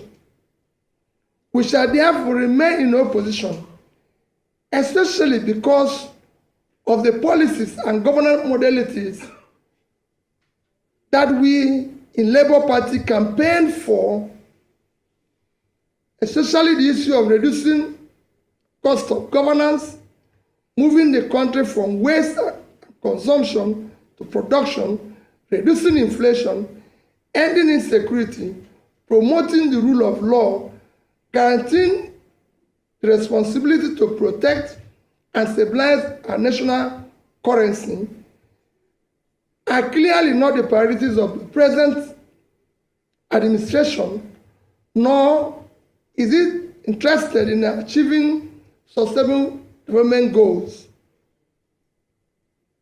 It has one thing that has gladdened my heart in course of the struggle in the past 18 months. It is the passionate desire of our people, especially young Nigerians from across ethnic and religious divides, to construct a new and restructured Nigeria that will work for all Nigerians. The goal remains the guiding light and abiding inspiration. Finally, I thank all Nigerians who believed in what is now only a revolution postponed. We deeply appreciate the unalloyed, non-partisan moral support millions of youths and ordinary Nigerians across ethnic, religious, geopolitical divides have continued to give Dati and I. We extend our heartfelt gratitude to Nigerians who have supported this mission from the onset. We salute the leadership and members of Labour Party, the Obedient Movement, the Obedience Presidential Campaign, Nigerians in diaspora, support groups, and all people of goodwill who work diligently and hoped for realization of the beginning of new Nigeria in this election cycle. Nigerians who supported our cause have done so out of patriotism and their sincere conviction that our nation requires and deserves dedicated and visionary leadership who will lead Nigeria toward a brighter future. The energy and dedication of Nigerian youth and obedient movement have been simply amazing. I appreciate and salute them.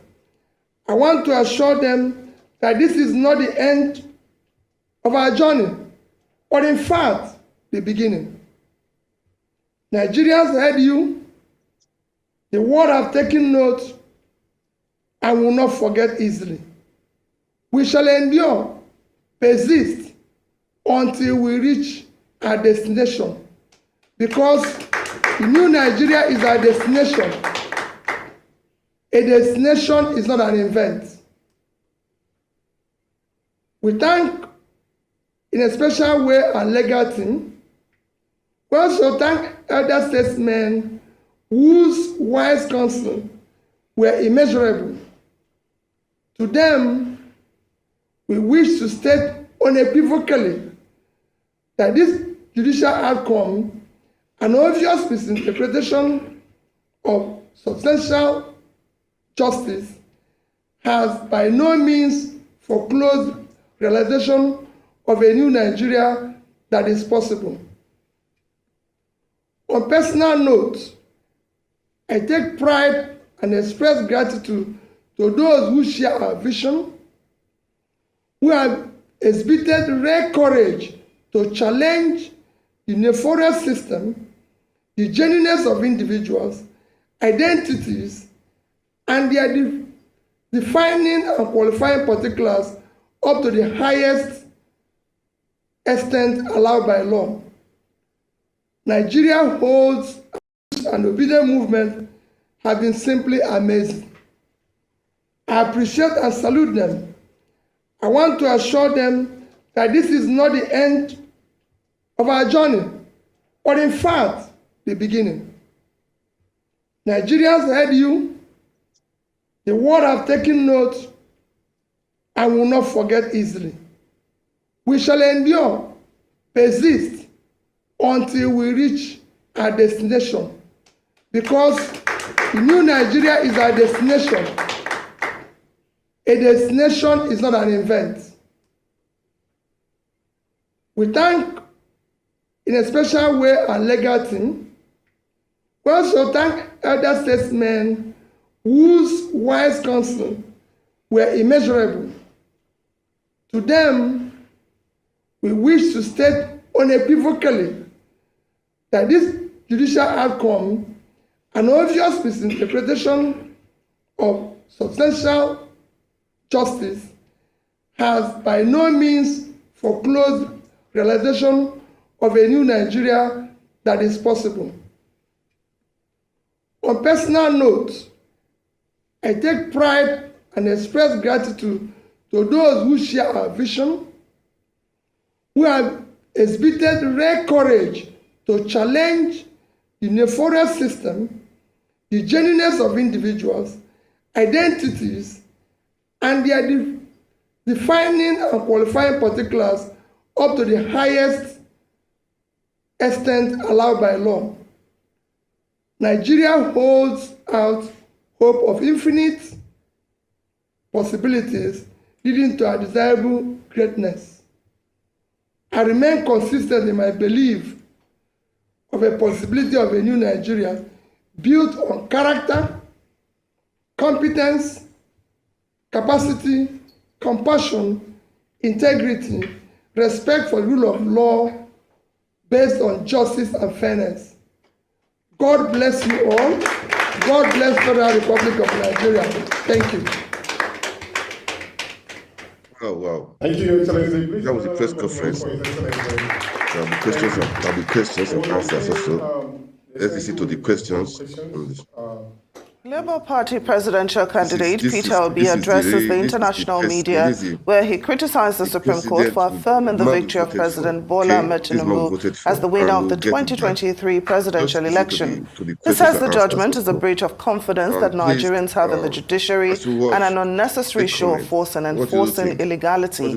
Peter Obi says he disagrees strongly with the ruling of both the Election Petition Tribunal and the Supreme Court, even though he acknowledges that the Supreme Court ruling marks the end of a search for justice over the conduct of the 2023 presidential election.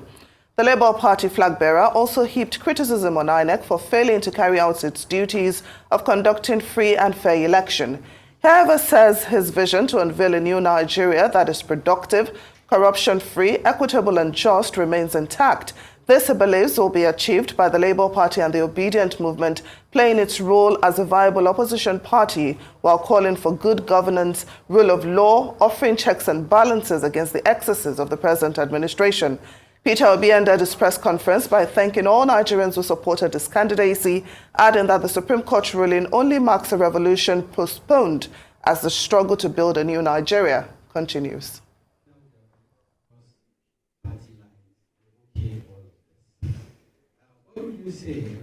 That questions and answers. Well, let's just listen to the answer. Then definitely we need to wake up really. We Nigerians, we need to wake up, take the country back. He has said it. He has done his part. He has come to that. Well, thank you very much. Let me first. The Supreme Court is the end for him. But now elucidate it's not the end. It's just the beginning. Supplementary budget. Let's listen to him. Is a budget that is meant for very important national welfare need of the people that is not captured originally in budget or does not have adequate funding. I'll give you an example.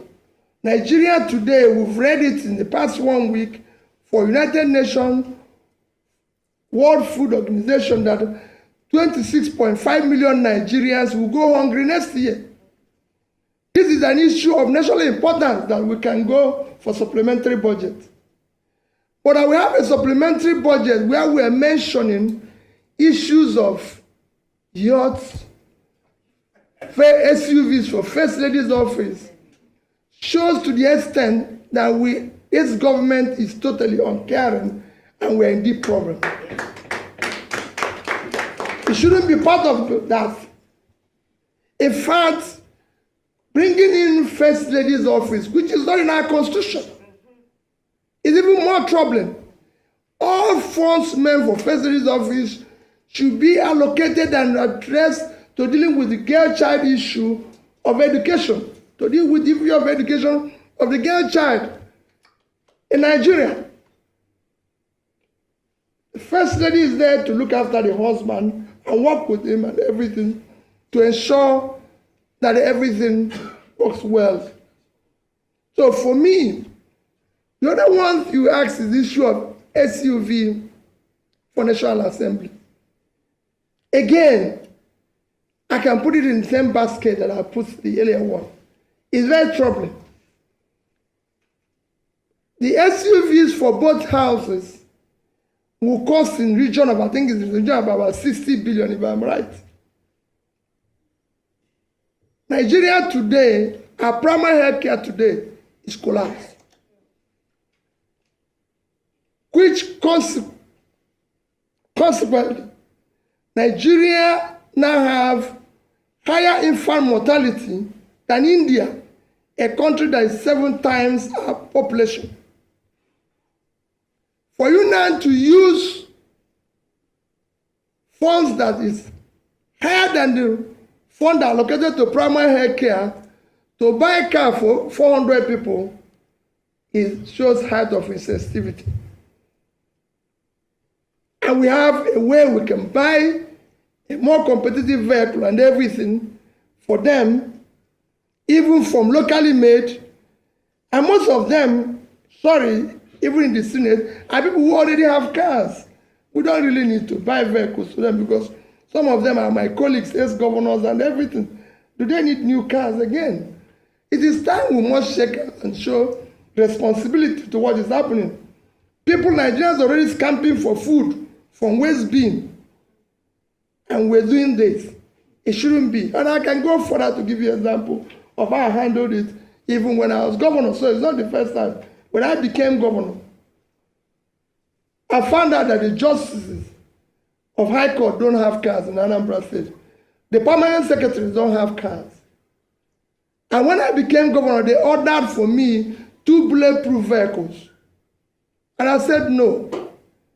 Collect the money back, paid it to PAN, and said supply us 60 406 cars, 18 to the justices, 18 to PANSEC, few to the commissioners that are appointed. The rest became my deputy governor and myself. Throughout my first term, everybody in Anambra said I used 406.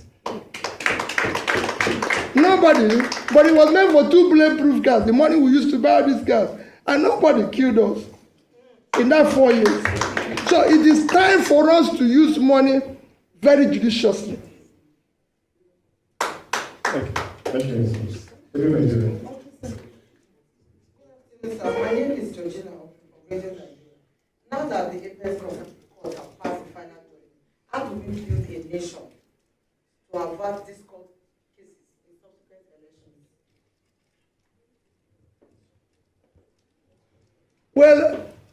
Well, as you can see, everybody have done now that all institutions are broken down. Like it's been now shown, it is now for all of us to work hard together to ensure that we save the country. Those who are in office do the right things. Those who are in opposition should ensure that the right things are done. And we will do so on our own part aggressively.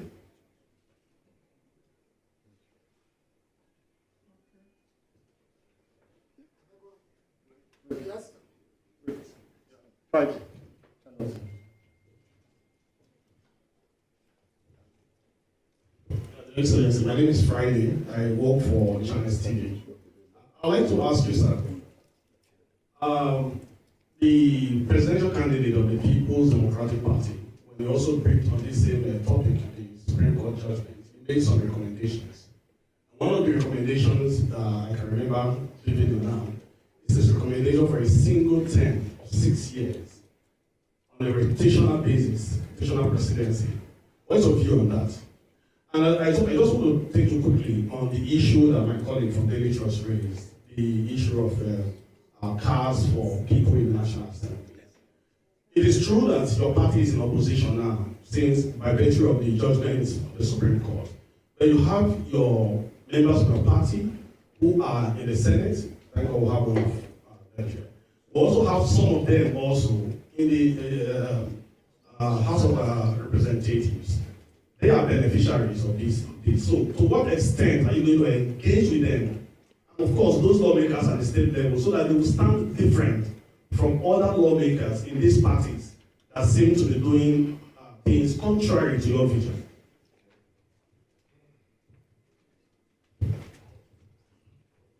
Let me start with the issue of Labour Party members in the House. I've actually discussed this issue with them. Surprisingly, I can tell you, I heard that these vehicles are official cars. And I don't know, they have to use it. It's meant for official vehicle. So it's not as if it's their vehicle that is meant for official cars and everything. Because we can pay for it and say, listen, if it's your car, you return it or do something. But they said it's official cars. And that everybody is meant to do it. You're meant to use it while you're in the Senate. But you know how things work here. It's not going to be like that.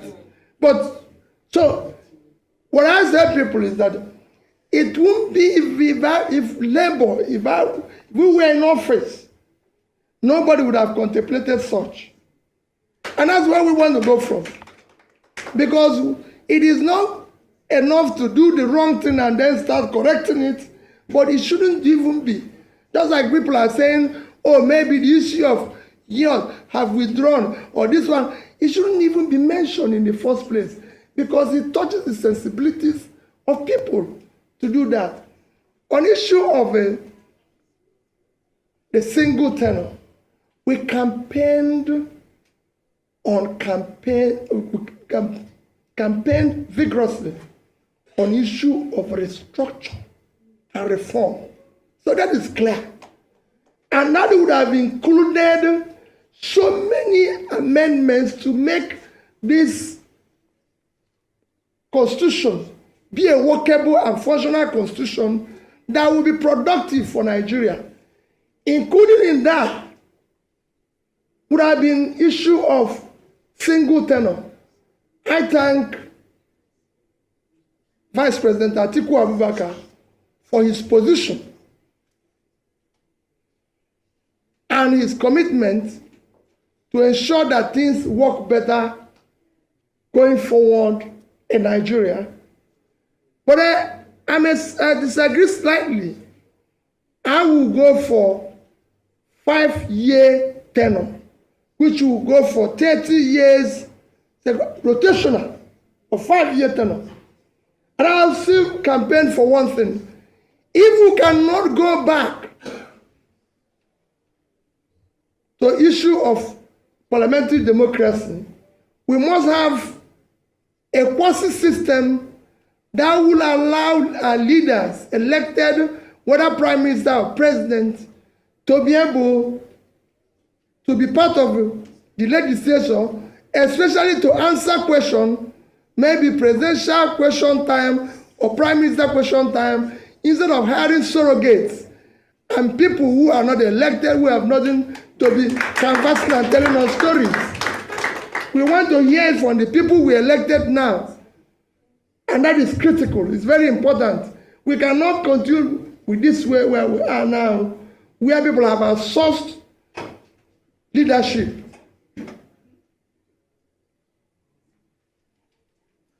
Thank you. Hello. Okay. Hello.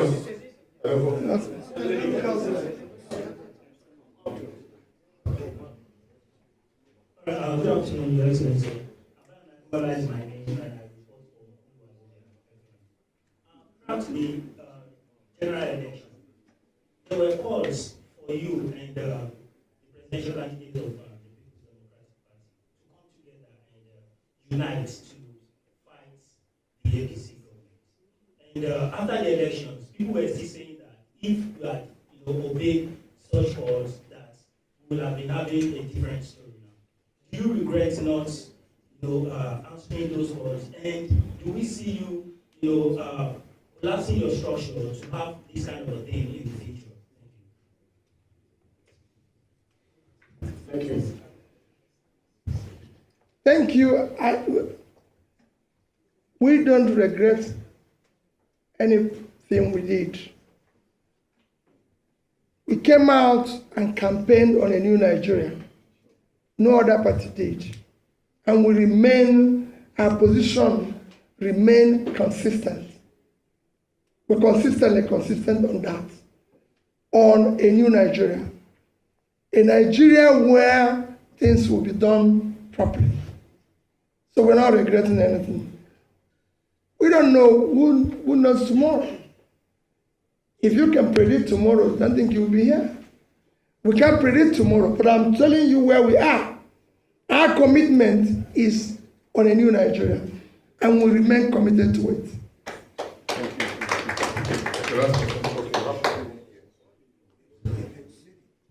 My name is Rebroadcast, this is Nigeria.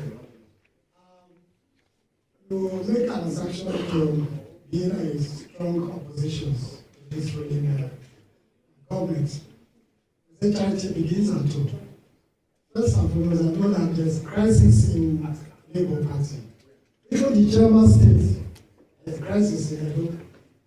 From what we have read so far, of what we have seen so far. How do you intend to reconciliate everybody across the country so that you can have a viable opposition?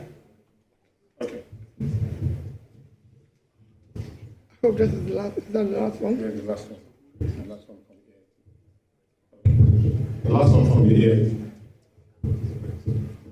My addition is that since you have exhausted all the legal means to reclaim the mandate, many of your supporters, the young Nigerians, they are tired, thinking that is it going to remain like this with the way the Supreme Court, the Court of Appeal, and the Tribunal has settled this situation. So many of them are drawing back. What advice will you give to them to reclaim that hope of a new Nigeria?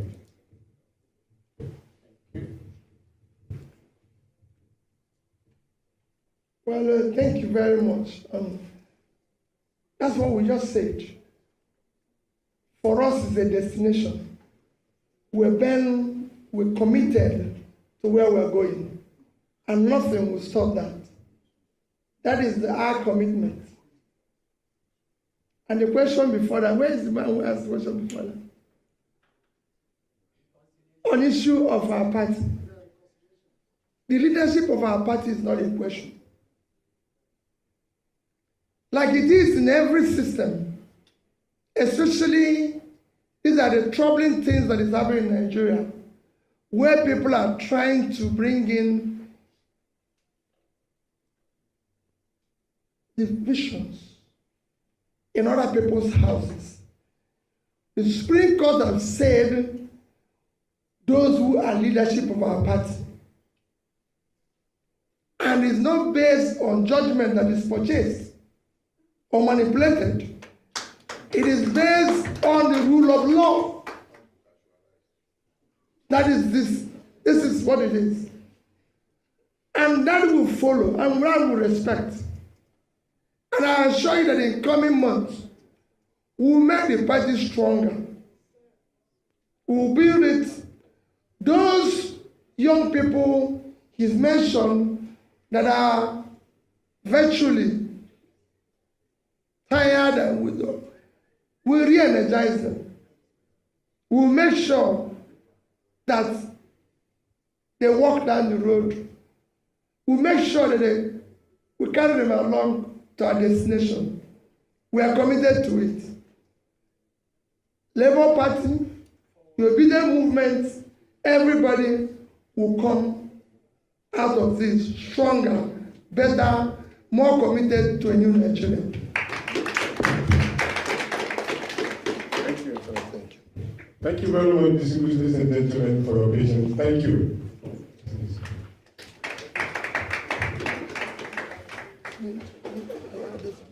You've been watching a live broadcast from the nation's capital, Abuja, where the Labour Party presidential candidate Peter Obi has been speaking to the media on his reservations about the Supreme Court ruling and the state of the nation. While criticizing the ruling of the Supreme Court, he also acknowledged that welfare of the judiciary is lacking while those in power live an ostentatious lifestyle. Peter Obi, who says all institutions in the country have broken down, promised to keep pushing for a new Nigeria as an opposition figure, while calling for restructuring and a return to the party. We carry them along to our destination. We are committed to it.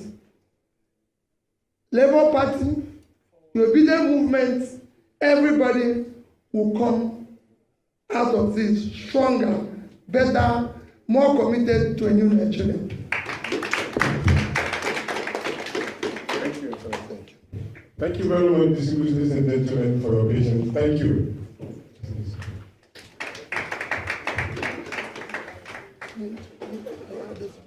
You've been watching a live broadcast from the nation's capital, Abuja, where the Labour Party presidential candidate Peter Obi has been speaking to the media on his reservations about the Supreme Court ruling and the state of the nation. While criticizing the ruling of the Supreme Court, he also acknowledged that welfare of the judiciary is lacking while those in power live an ostentatious lifestyle.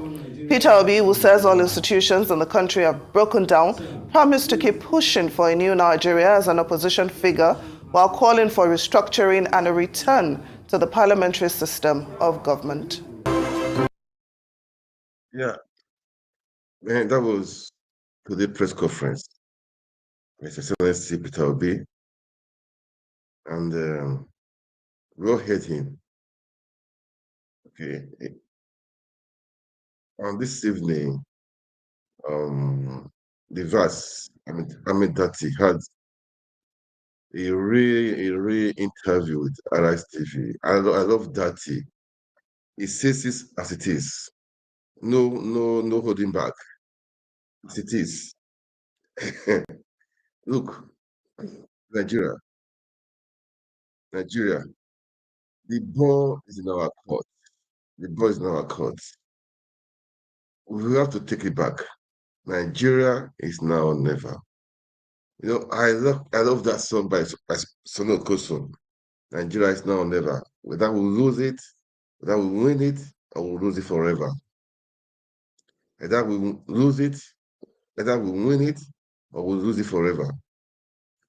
This is the time right now, man.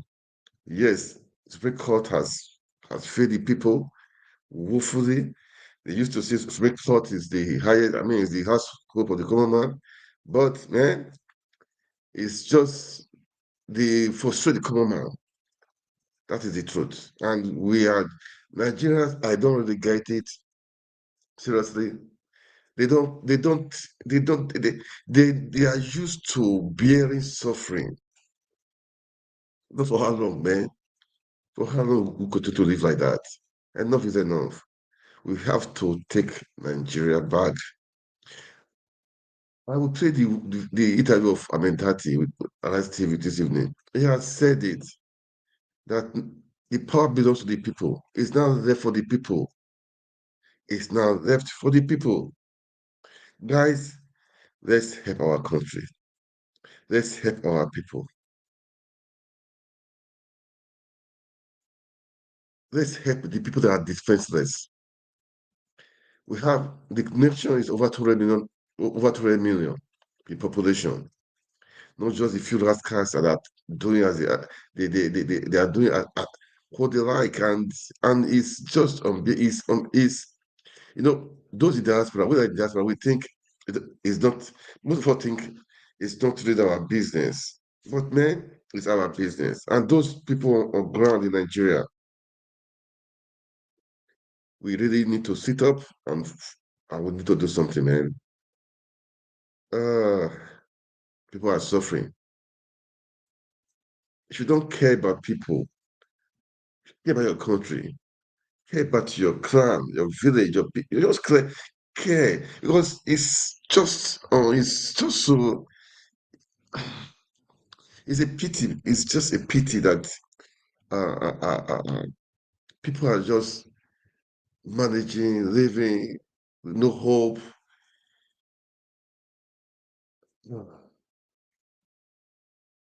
It's I don't know. It makes me annoying. It makes it, at times when you watch that video of Toby, you see person with passion. These are people with plans of how to take out people from poverty. This government, they have no plan for you. They are thinking of buying SUV, having yachts, buying SUVs for the first lady office. That's what they are interested in. Looting and looting. And these monies are borrowed money. Some are not even borrowed. They pay on credit, hoping that they will pay with something, with crude oil in later day. It's pathetic. They are storing, they are storing, it's like they are storing debt for the children, for the future generation. Let me tell you one thing.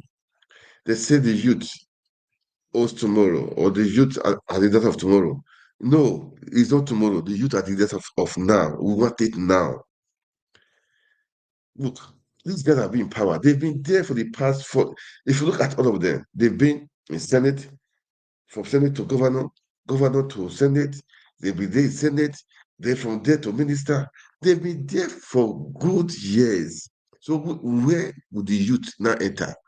Now, youth is no longer not is no longer for tomorrow. Youth now, the leaders of now. Youth, Nigerians, I don't know how to say it. We need to wake up. We need to wake up and change the system. Buhari and the rest, they were Minister of Petroleum when he was 20s. Governor when he was, I think, 30s. Most of this generation now from taking over affairs. What stops us? Must we be bowing to all these people? Must you be servant or a slave forever? How long are you going to live this life? That you just want to be dobale, just be worshiping people. This is annoying, man. It's just annoying. Let me play the video of Daddy. When you watch the video of Daddy, and if you don't have a rating, if you don't want to take your country back on your own, that means you need deliverance. I don't know who will deliver you. You need heavy, big deliverance. If you watch the video of Daddy and you still remain the same, you still be hoping for 227. That means, man, you don't care for yourself. You don't care for the life of your children. You don't care for the world you live in. You don't want to. You don't care. But that means, even if you're a beneficiary of what is happening, the corrupt system, the illegality, you have to sit down to think. Life, power comes and go. What will your legacy? What are you going to leave behind for your children, for the children unborn? Is it houses? Is it mansions? Stolen? I mean, built with. I mean, I'm not against all those stuff, man. Okay, it's nice, but built with stolen money. You should be proud that there is healthcare. You built a healthcare. You built schools for people in your village. This is what should be your pride. What you should be thinking. Okay, this is what I will do. I may have a foundation. Have scholarship, helping people. This is what to be thinking about. But some people, they just, I don't know, steal the money and they think that is just that what is all that is all about. But anyway, if you watch the interview with Arise TV, I mean Daddy, you are still um you are still saying, okay, let's wait 2027. I sorry for you, man. I pity for you. And those people, look, this is not about party right now. It's not about Labour Party. It's not about PDP or APC, PDP. No, it's about taking our country back. It's about doing the right thing. It's about having everybody have food on their table. It's about having good infrastructure. About having good education. About having good health sector. That is having good governance irrespective of who you are, irrespective of your tribe or religion. This is what we are saying. This is what we want to. This is what we are saying. This is what we are preaching. Not having a government of irregularity. You came in there through irregularity, through rigging. Oh my God! Oh, thank God that he didn't say congratulations to him because you don't deserve it. You stole the rights of the people.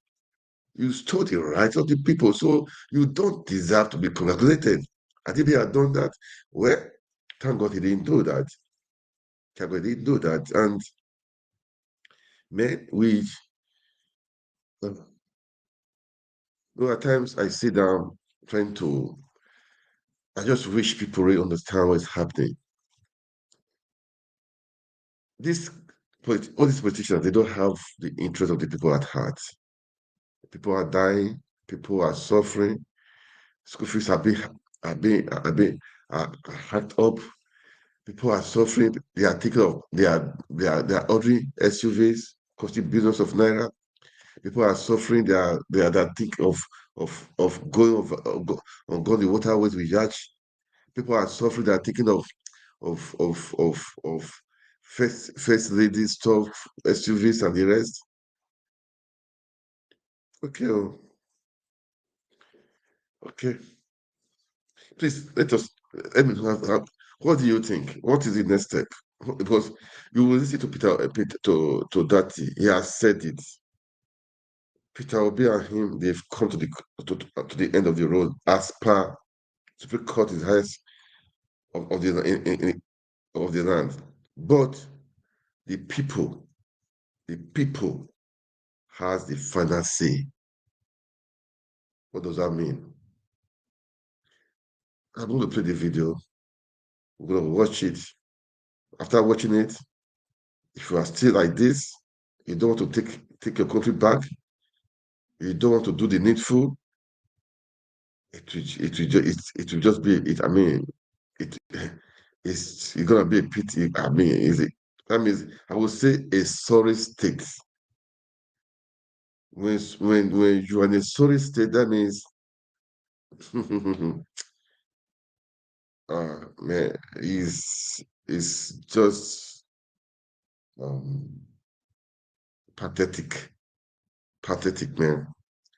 That means it's pathetic. That means when I say irredeemable, I have to use that word because I believe in possibilities. I believe anything is possible. So I won't say irredeemable, okay? But if you watch the interview of Amindati, you are still saying, I'm from here. I'm from here. So I will support this person because I'm from here. You need deliverance, big deliverance. Because, man, this what you are saying. I don't care from where you come from.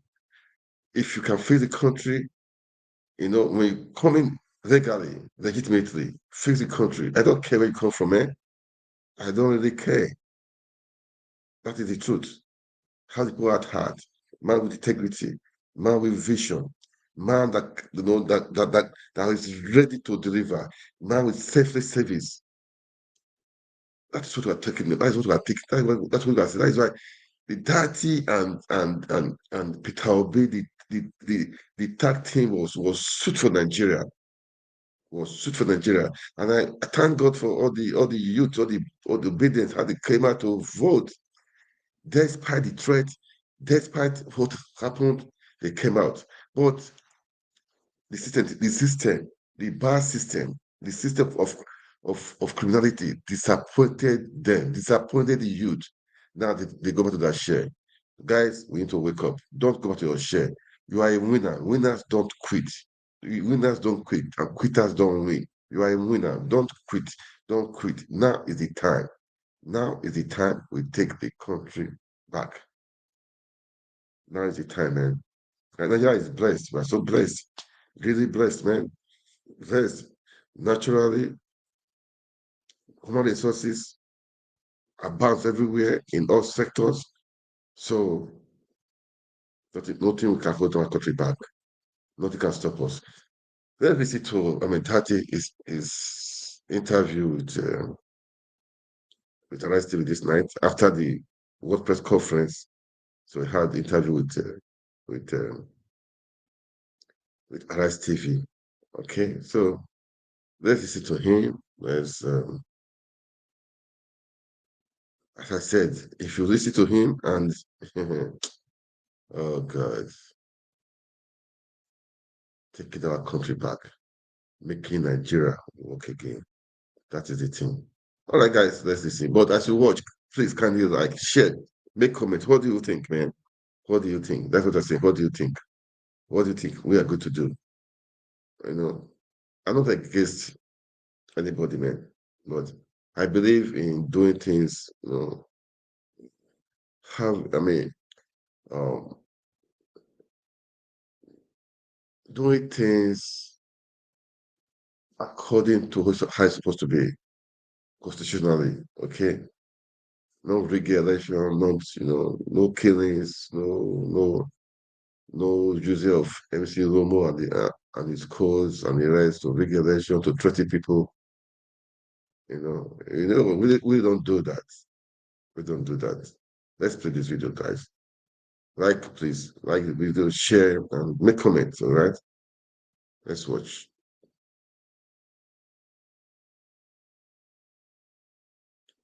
Sorry, just a moment, please.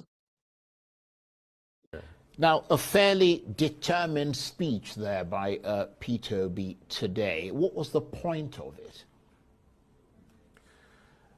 That the judgment eventually and ultimately from the Supreme Court stands accepted, largely because we can't do anything about it. We reject it, we disagree with it, and we cannot accept it, but it stands accepted because there is nothing we can do. That is the end of the road for Excellency Peter Obi and myself as candidates. But I think as this interview progresses, I will be able to tell you another point of view. And if I may just begin now, I'm not here to tell Nigerians that oil was discovered and we forgot about agriculture, or that there is unemployment leading to insecurity. I'm here to, for the sake of my country, say things that matter. I'm not here to regurgitate. I'm here to rescue Nigeria. Well, let's move methodically in that regard, because before the swearing in of President Tinubu on May the 29th, I mean, to give this a bit of historical context, you were emphatic and clear and almost urgent in your call for Mr. Tinubu not to be sworn in.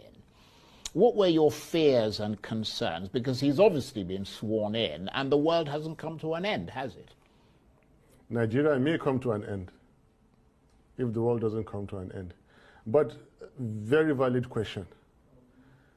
I feared for Tinubu himself, for himself, from himself. I feared for the reputation of Nigeria. You see, the international profile of global leaders has risen astronomically, to the extent that royals even discipline their own. Look at the profiles of gentlemen like Xi Jinping of China, all across the world. All of a sudden, we were faced with the dilemma of having to present to the world who our own president to be was. And I was one of those who knew that the answers were not good. The whole country would be put to shame. The last time I spoke, I nearly brought Tinubu's ambition to a screeching halt. This is evident by the events that followed immediately afterwards. One minister wrote the DSS on his company stationery. I don't know how that is possible. And another minister, skipped ECOWAS, skipped AU, and went all the way to Washington to report me. And Nobel laureate, a very, very senior citizen, inviting me to a national debate. And I'm not that smart enough, even though my dear good friend Chimamanda acted on my behalf. And then DSS coming out a week later, under duress, of course, you could see, to do the bidding of that minister. This shows they were scared. My simple point was that no constitution or any part thereof shall be breached in order to install a president. And if that is done, that presidency will remain unconstitutional. And I remain on this point. I pointedly say he must not be sworn in. They have gone ahead to do it. It is not the first time.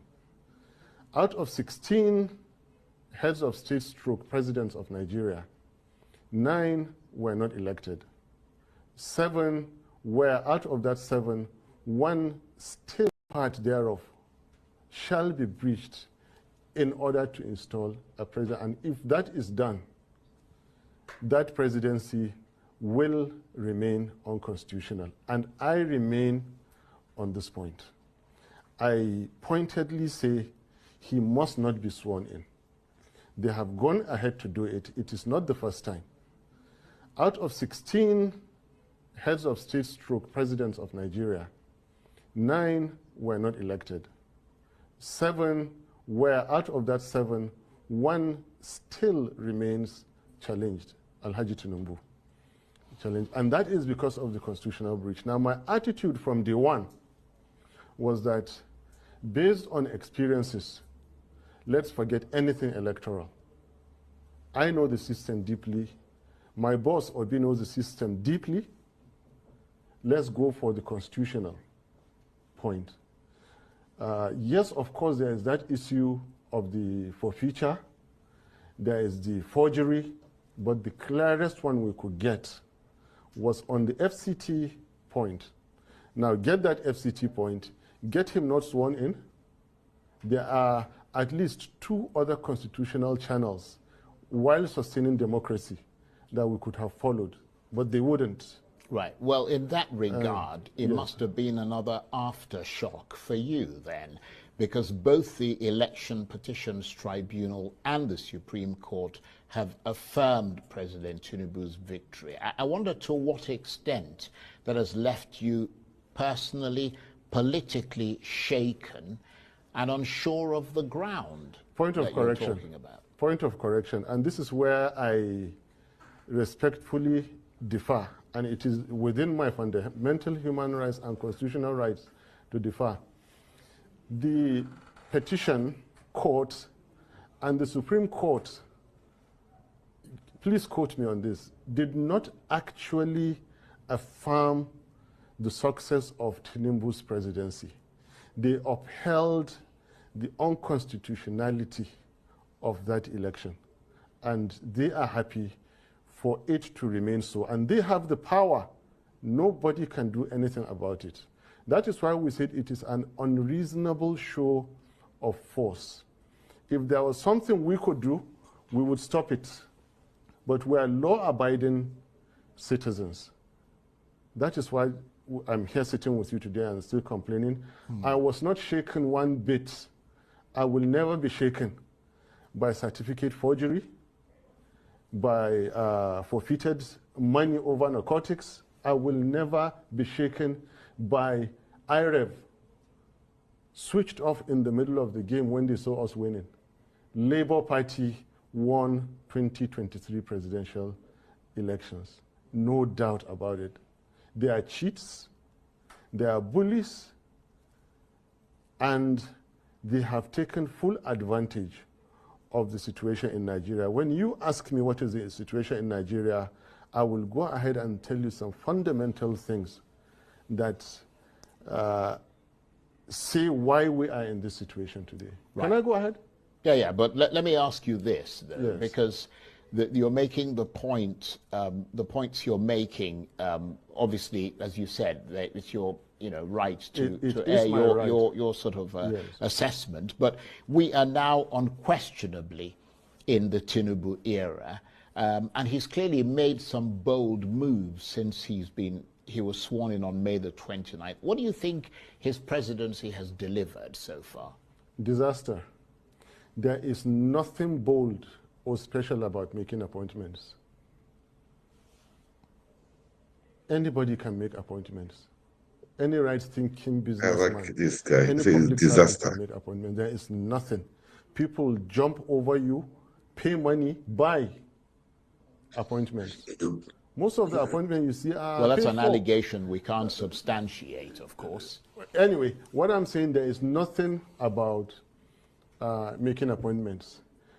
You should be talking about the Naira has fallen down to 1,250. You should be speaking about 26 Nigerian soldiers that were killed in neighboring Niger State, something that has never happened in all Nigerian military missions throughout Africa. Nigerian military are dreaded because they are good, they are professional, yet in our backyard they kill our soldiers under Tinubu. What is bold in having your soldiers being killed?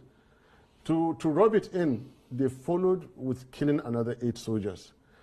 To rub it in, villages, almost on daily basis, that is the news, everywhere in Nigeria.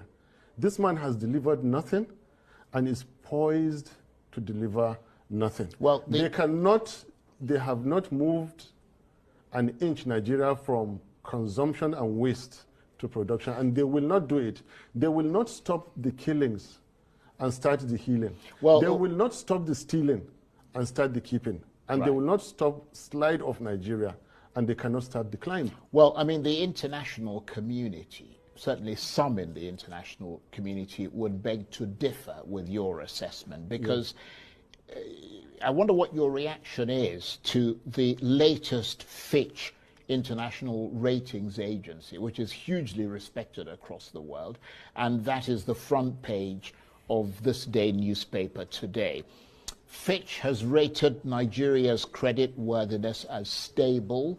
It's given it a B-. I mean, surely that suggests that international confidence, and it did actually say that, in the Tinubu government is growing. Well, can I just make the point? Even though, in fairness to some of the points that you're making, according to Fitch, that rating is constrained by what they described as weak governance, low non-oil revenue, security challenges, which you talked about, high inflation, low forex reserves, and weakness in the exchange rate framework. Nevertheless, for somebody who just started in office about 5-6 months ago, to have that kind of rating from... I have a lot to say. Yeah, go ahead. To have that kind of rating is pretty impressive, isn't it? Charles, it would have been more productive if you listen to Nigerians on the streets. More productive if you go into the villages and find out from those whose families are abducted. Find out from average Nigerian worker when they go to buy foodstuff in the market. Not Fitch. Fitch don't know you. They don't know Nigerians. They don't know. Look, I live on statistics. I eat, I sleep statistics. So does Obi. We create statistics. Yeah, really. But Fitch are the people who give... Are you forgetting... Who impress the international community to bring their investment into this country? Are you forgetting the likes of Fitch and those rating agencies are those who were largely responsible for the 2008-9 financial crisis? But look, let's not go into those lines. Let's come back to Nigeria. All I'm telling you, you're looking the wrong way. If you want to know what's happening in Nigeria, come to us in Nigeria and don't read those statistics because they are misleading. They always speak about growth. It's not growth actually that matters, those figures that give you, because there is nothing as misleading as far as welfare is concerned as growth. The stethoscope you use in measuring the heartbeat of an elephant, for example, China, cannot be the same one you use to measure the heartbeat of a rat. Smaller countries, I won't call any country a rat. Do you understand? Leave that aside. Let's come back to Nigeria and speak about what is happening in our streets, in our villages, in our markets. These people have not done any bold step. The only bold thing they did was to shut down IREV. The only bold thing they did was to misapply force on the weak Nigerian institutions that we have. Now, ask this question. For someone that has been playing God, in quotes, for such a long time like Alhaji Tinubu, and it is time for a mortal, like maybe Obi, or somebody to put him in his right place. For someone who has wielded so much power in a country like Nigeria, where is that power in the last 6 months for them to apply in our welfare and our security? They cannot do it They are in power for themselves, for their ego, for their wealth, for their comfort, for their own considerations, not for Nigeria. We are pained about every soul that is killed, that is abducted and killed. We are pained by every naira that is paid as ransom. And we are committed to stopping that. And stopping we will. And I'm telling you, give these people... as a member of the opposition? Stopping we will whenever we get the power to do this. So between now... yeah, sorry, go. Let me finish. Mm-hmm. Where is the power? The same kind of power they used in getting Mahmoud Yakubu 4 a.m. to declare them against the provisions of the Constitution. Where is that power? To prop up the exchange rate of Naira, to stop the killings. They don't have it and they will not do it. Well, you did say that you wanted to move forward because obviously we've established the fact that the election is over. You have grievances against the results, but he's been affirmed by the Supreme Court. You said methodical. Let's now be methodical. What I want to tell you is that the big picture, we say democracy is government. Well, let me just go. Democracy is not government of the people, for the people, by the people. Democracy is government of the people who have earned their rights, for the people who can protect their constitution, by the people who can exercise civil liberties. So given what when they say people, what kind of people? The people who will fold their arms while their constitution is violated, then democracy is not for you. I have said it. It belongs to only those who can practice it with due respect. So just hold on. Right. I was going to ask you what your assessment of the state of democracy is in Nigeria, given what you just said. It is poor. The people have to wake up to the challenges. For a people that are ready to accept anything, then anything will happen to them. Again, in quotes. You see, a fraction of 1% difference in a political DNA of a society can spell the difference between servitude and freedom. Last year you saw it. Indian farmers sat in a location for 1 year because of one obnoxious government policy until Indian government reversed it. Before the war in Israel, Israelis were in the street for 16 weeks, counting.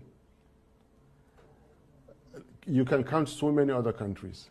Nigerians are not yet ready to do this. As I'm speaking to you, the likes of my former friend who would say it's treason, is all that, I am educating Nigerians. Rise up for your rights. No justice of Supreme Court will give you democracy. Yeah, you have to go out. But they're not going to be able to reverse that, are they? They will. I mean, they Nigerians, can't. This is Constitutionally, no. Constitution and legal. And this is where I differ. With all modesty, okay, I don't mind being alone on this. But I know I'm not breaking any law, and I have never had a criminal record. So what are you actually calling on the people to do? I'm trying to understand what you're saying. I'm getting to that. Sure. Just that we're running out of time. So I'm saying that, and again, this is instructive. I'm saying that we, the people that stood to form the Nigerian Constitution today, it is not over. For we, the people, power is that which remains standing when there is nothing to oppose it. A leader is he who remains followed when there is nobody to challenge. Authority is that which is implemented when there is nothing to stop it. They have the leaders in place now with wielding authority with political power. But power and sovereignty belongs to the Nigerian people, we the people, on whose behalf an elected government is exercising that authority. Now, where the people are dissatisfied with the rulings of their courts, they own Nigeria. Alhaji Tinubu does not own Nigeria. Peter Obi does not own Nigeria. Yeah, but the Nigerians on the streets own Nigeria. But the and APC, listen, I'm getting to the point. The you APC would argue that you don't own Nigeria either. That you have a portion of the electorate that voted for you. I'm not telling you it is not over. I'm telling you it is not over. For Peter Obi and me, it is over. For we, the people, the Nigerian people, at any point in time, they can take back Nigeria. Especially where their constitution has been violated. Especially where all that the Supreme Court ended up doing was to sustain the unconstitutionality of a certain election. Let me come in here, because between now and 2027, which is when the next presidential election is due, how do you think things will play out? And what role do you see yourself and Peter Obi and the Labour Party playing in that? When the Nigerian people rise to defend their constitution, anything can happen. And well, that sounds quite a bit worryingly frightening. We are in a worryingly frightening situation. I told you I'm not here to repeat what you've been hearing. And I was prepared to come here. I have never had a criminal record. I love my peace. And I'm repeating that when the Nigerian people decide, Nigeria is theirs for the taking. And any fraudulently elected government, is fair game for them. Nigerian people have the right, the constitutional right. As we speak now, DSS can go and interpret. They have lawyers there, police, IG, and everybody can go and interpret. The Nigerian people have that power, not Obi or Atiku or anybody. Nigerian people have the power at any point in time to take their country. All they have to do, not even seek approval. They give notice. It's interesting. And listen, you turn away the barrel of your guns, away from the Nigerian people, and point them at the enemies of Nigeria. This country belongs to Nigerians. Well, you've made that point. When Nigerians decide, but if they want to practice democracy, they will take this country. It has happened before. The military decided, they took Nigeria for so long, they fixed Nigeria and handed it back. Now, whoever thinks that the Supreme Court will give democracy from any courtroom, the way it appears now is mistaken. It's interesting. Nigerians have to go out. You've made that point. Nigerians have to go out and democracy. And this is not a treasonable comment. I am not a careless person. I have never. So you thought the things you're saying through. I thought it through very, very well. Well, the Constitution is made by Nigerian people. The Supreme Court is a sub of one chapter that the Nigerian people constitutionally came out that we the people, and the same constitution says that no person or groups of persons shall take over the governance of Nigeria or any part thereof except as prescribed by this constitution. And go and read the constitution of Nigeria. The serving Alhaji Tinubu Malam Shetima government breaches the Nigerian constitution. Okay, can I come in here for a minute? Yes. Because you mentioned Kashim Shettima. Your brother, the spokesman of the Northern Elders Forum, Hakeem Baba Ahmed, is of course now serving as a special advisor on political matters to the Vice President Kashim Shettima, which means that he might have to help Mr. Shettima to devise a strategy for dealing with political opponents such as yourself, his brother. Does that rub you up the wrong way, given all the things you've just said about that government? Your own brother is now working for them? Charles, I am after the government. I'm not after appointment. I am after the president and the vice president who were fraudulently elected, unconstitutionally elected. I cannot come down to speak about any appointment. He is by far my senior brother, so there's no way to say he's an adult or he has his own rights or his own life to live. Our politics are completely detached. And in fact, it is his boss I know, not him. And his boss, since you brought this question, he is not exactly a responsible gentleman. With all the things they've been doing, now you brought up this issue, I didn't want to talk about it. You see, they attempted something on my safety, on my security, and I was able to find out 10 minutes to time. And God so kind, I was able to avoid. They'd try any appointment.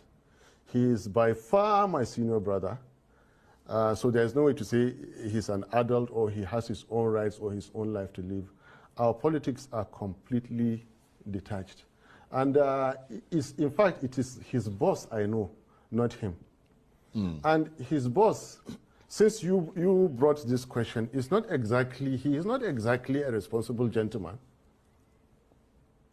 With all the things they've been doing, now you brought up this issue, I didn't want to talk about it. You see, they attempted something on my safety, on my security, and I was able to find out 10 minutes to time. And God so kind, I was able to avoid.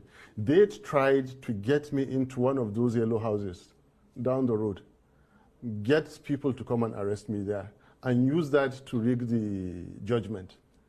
I became so inquisitive, and I dodged within 10 minutes, only for me to come and find out, based on strong suspicion, where it came from. And with what I see, then the strangulations in Lagos in the past, yes, they happened, and they were for a reason. The people gunned down in Borno State, it happened, and yes, it was for a reason. I think Peter Obi-A and myself have been lucky to have stood today to give that press conference. So the least, taking my senior brother to give him an appointment, is the least of my worries. I am not worried about any appointment. Right. Well, let me bring in another. If he likes, he can go and take the entire Baba Ahmeds and give them ministers. I don't mind. Well, let me try. I will still. You still stand by the things you say. It is an unconstitutionally which is Supreme impressive that you stand firmly by your beliefs. Yes. But you were called fascist by the Nobel laureate Professor Wole Soyinka because you and Peter Obi claimed you had won the election. He used those words. He accused you of trying to force a lie on the Nigerian people. How much did that broadside affect you, coming from someone with such a stature as Wole Soyinka? Please, I respect him too much, and I have more important issues to discuss. Let's go to another question. Right, so you don't want to talk I don't about talk about okay. Soyinka. Well, come back to Shetima, and I'll talk about Shetima. Well, let me talk about something. A very irresponsible gentleman. Let me talk about something that is imminent. Be he imminent. the vice president or whatever that he is, I'm telling you that he has conducted himself in so many ways in these 6 months that demean the office of vice president, and I'm not happy about it, especially the way he's been treating our elder, Atiku Abubakar. For God's sake, Atiku Abubakar is getting to 80. He is by no measure of imagination Shetima's mate. How can Shetima come out and say that the Kanuris crack jokes with Fulanis, therefore he's going to retire him to Dubai or Morocco? And these are very personal issues. What kind of an irresponsible statement is that to make? Well, I am not privy to having said that. For him I having am, said and that. it is true. And obviously the vice president's office. So what I'm saying is that leave Soyinka out. Yeah. Bring who matters to me like Shetima. Bring Alhaji Tinubu. Look, even Tinubu, I have much respect for Tinubu. You heard Shawari criticizing me for me calling Tinubu uncle. I call him uncle where I said, you saw the picture that I went to greet him in the mosque, and they said that I went to plead. No, it's just respect. But the fact that I respect his age doesn't mean that I will not call him a drug dealer. Yeah, or a certificate forger. Well, I don't think you should call him those things I will, unless you have I will. That is why I incontrovertible said do not evidence. swear him in. Yeah, the evidence is there. Yeah, but can I just make the point that on Arise News, they have a right to reply to the things that you said. One of them will come tomorrow. And we're giving them that. One of them will come tomorrow. Let them come and say that. We're giving them that right. Let them come and say that he didn't forfeit $460,000. Well, let's let them come and say that the I want to tackle you. I want to bring up issues, right. And I don't mean to interrupt you. My apologies, okay. But I want to deal with issues because we've got about 5 minutes or so left. I want to deal with issues that are upcoming because you did say at the outset you wanted to move forward. Off-season elections are, of course, due on November the 11th. In 3 states, Kogi, Bayelsa, and Imo. The Inspector General of Police has just redeployed the Commissioner of Police. That's not my line. Leave in it. Imo. I don't have any answer for you. That's not my line. Right, because I was going to ask you, is it, I mean, we saw, for example, to assess the chances of the Labour Party there. That's not my line. Come back to the substance of democracy, of what the Fourth Republic has done. You know, we all have our specialities in this game that we do. I don't know about those elections. Yeah, but you're the vice presidential candidate of the party. Not that and the more your party gains political traction, speak to me on the more it is good for you. I know. Speak to me where I have strength on. That one is for the party chairman and His Excellency, my boss, Peter Obi. They can handle that, but come back to the issue of constitutional breach. Come back to the issue of the rights of the Nigerian people. Come back to the fact that I keep telling you, it is not over. If the Nigerian people decide to rise, they will reclaim Nigeria. The Europeans came, there was no constitution, and they had power. They colonized Africa. So power is when you have the power to do and nobody can say. Now, Nigerians can take this power because their constitution has been breached. Right. That constitution is their so own. They had faith. Right. Nigerians had faith. I think you've made that point over and over again. Right. We've got about 3 minutes left. Yes. What is your next move?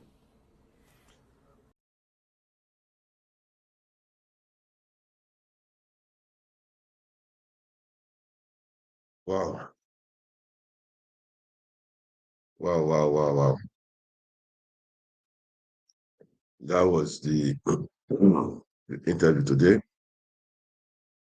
I was expecting it to, that was just about 2 minutes to the end anyway. So, I mean, it was a full video. You can see it was a really full video, man. Look, you've watched this video. You've listened to what His Excellency said. Peter Obi said during the word conference. I listened to that here, what he said. We have to take our country back. It's plain and clear. You don't need to hear any other thing again. You don't need a soothsayer again. You don't need an interpreter again. Even if you don't hear, say you are deaf, you don't hear.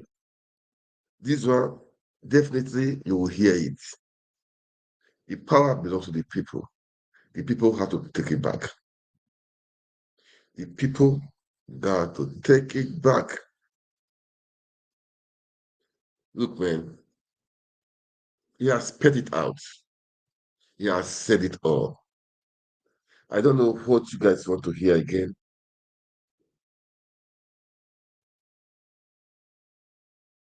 We should not condone irregularity.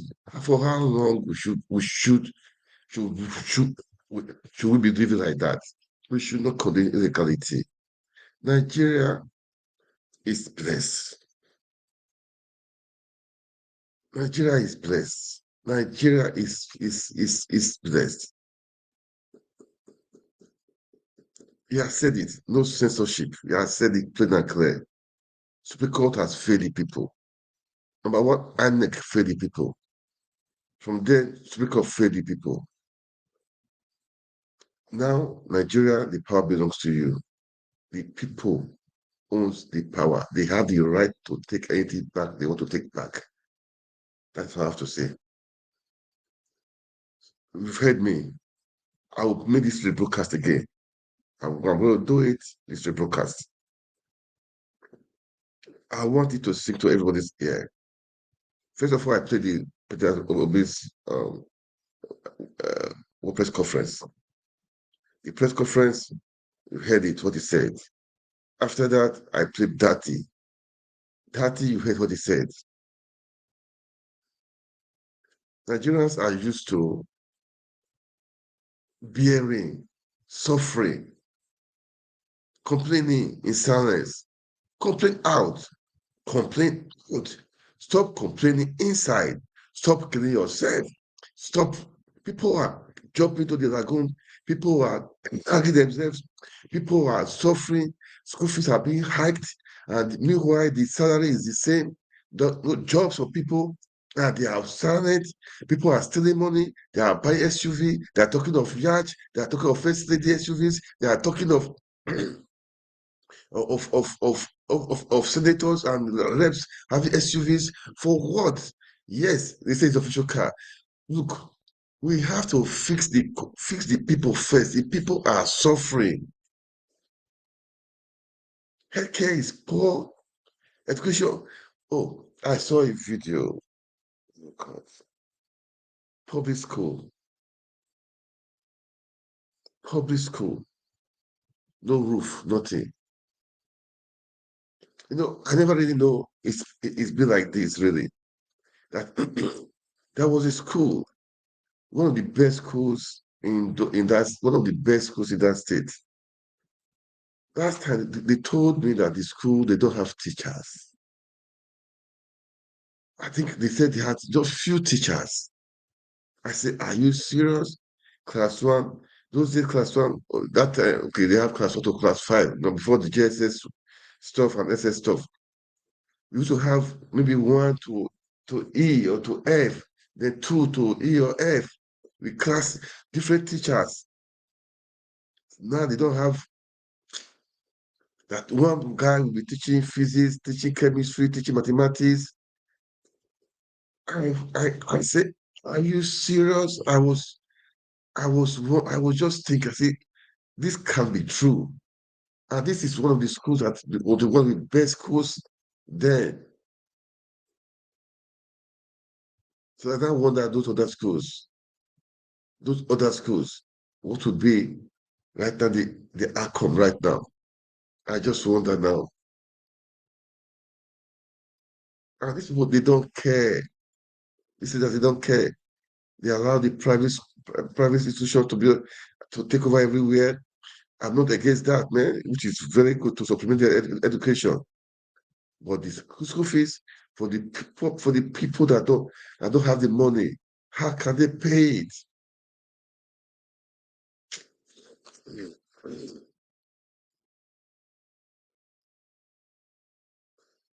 Look, guys, defend your constitution. The voice of the people is the highest constitution. It surpassed the court, the Supreme Court. If the country is doing well, it depends on you. If the country is doing bad, it depends on you. Stop blaming the politicians because you have the power to change what you want to change. Enough is enough. You have the power to change what you want to change. Enough is enough. All those in diaspora, those obedient, please, now is the time. If you don't give up, if you don't lose hope, the battle has just begun. We heard Excellence Peter Obi saying that the battle has just begun. This is just about 18 months. The battle has been just about 18 months. And we've done excellently well. Kudos to everyone, but we should not give up. We should not give up. That is the slogan right now, taking our country back, making Nigeria work again. The voice of the people must be heard. it must be heard, and it will be heard. It will be heard.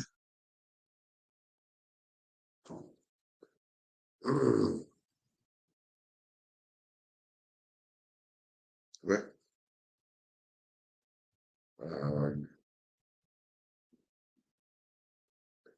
let me say one thing. What we are doing is not personal thing. It's not for personal interest. I don't know Peter Obi. I don't know anybody in the Labour Party. I don't care to. I don't want to know those people. I don't really. For me, I don't belong to any of. I don't. I don't know. What was? It's not for personal interest. Don't know that somebody will say tomorrow. No, we want the goodness of our country. We want our country to prosper. We want the people to. We want the best for our country. That's what we are. That's what we are. That's what we are doing. This. We have people on Twitter talking, speaking. They just want the best. They want people to know the truth. They want people that are suffering to come out of that poverty, out of that slavery, out of that bondage. They should not, they should stop worshiping people. They should respect, they should come out of that share. They should be themselves. You have something inside you, something God has deposited inside of you to make you great. Bring it out. Stop begging all these politicians. Bring it out. You can be the senator. You can be the House of Rep. You can be the House of Assembly. You can be the councillor. You can be the chairman. You can be the governor. You can be the president. You can do it, man. Don't think you don't have the resources. Everything is inside of you. Everything is inside of you. Just you also want to do, just break it out. Believe it, just believe. You can make it happen. Break out that fire in you, man. Change situation, change things, change the country, change things, change the system around you. You've suffered for too long. Come on. You suffer for too long. You suffer for too long. Enough is enough. Enough is enough.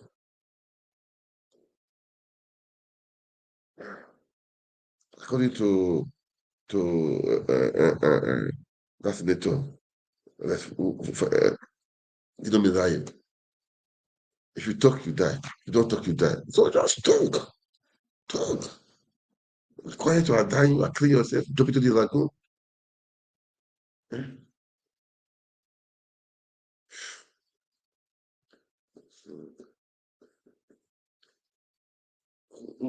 That Nigeria is so funny. It's so funny.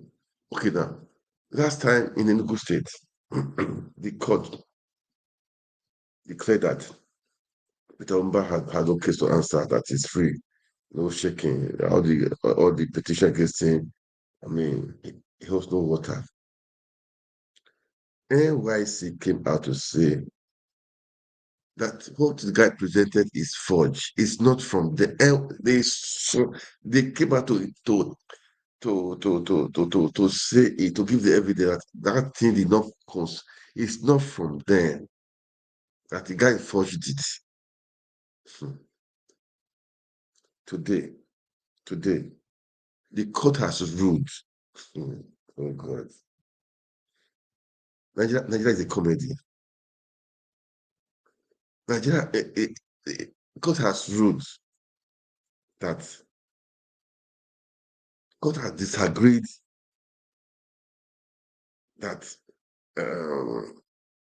what NYC said. They disagree with them. They have authenticated the certificate Petamba presented. They said it's correct, that it's not forged, that they said it's authentic. Not just only that, they awarded I think, how much was it? I think 5 million naira in damages to Umba. And NYC should pay it for them to say that the certificate was not from them. Is Nigeria not a funny country? Judiciary is that not a funny country? I mean, judiciary is that a funny establishment? I produce this now, this phone. Somebody said, I produce iPhone. Somebody brought an iPhone. They called me. I said, this iPhone you brought is not from me. I didn't do this iPhone. Then you, the judge, that said that I'm lying. That I am lying. I should pay fine for saying that thing was forged. It's me that it's from my office. It's me that own it. I see this one. It's not. I did not do this iPhone. This I know my iPhone. I do. You are saying I'm lying. Nigeria, God help Nigeria, man. God help Nigeria. Nigeria, God help Nigeria. I don't know what to say, but the power is in our hand, guys. You out there, take your country back. Take your country back. I mean, that has said it all. He has said it. Judiciary have failed. INEC has failed. Now, Nigerians, don't fail yourself. Don't fail your children. Don't fail the people yet unborn. You have to take your country back. A word is enough for the wise. With this, I'll call it a day. God bless you. God bless Nigeria. Definitely, I will make a rebroadcast of this. I want you to like, share, make comments. What do we do next?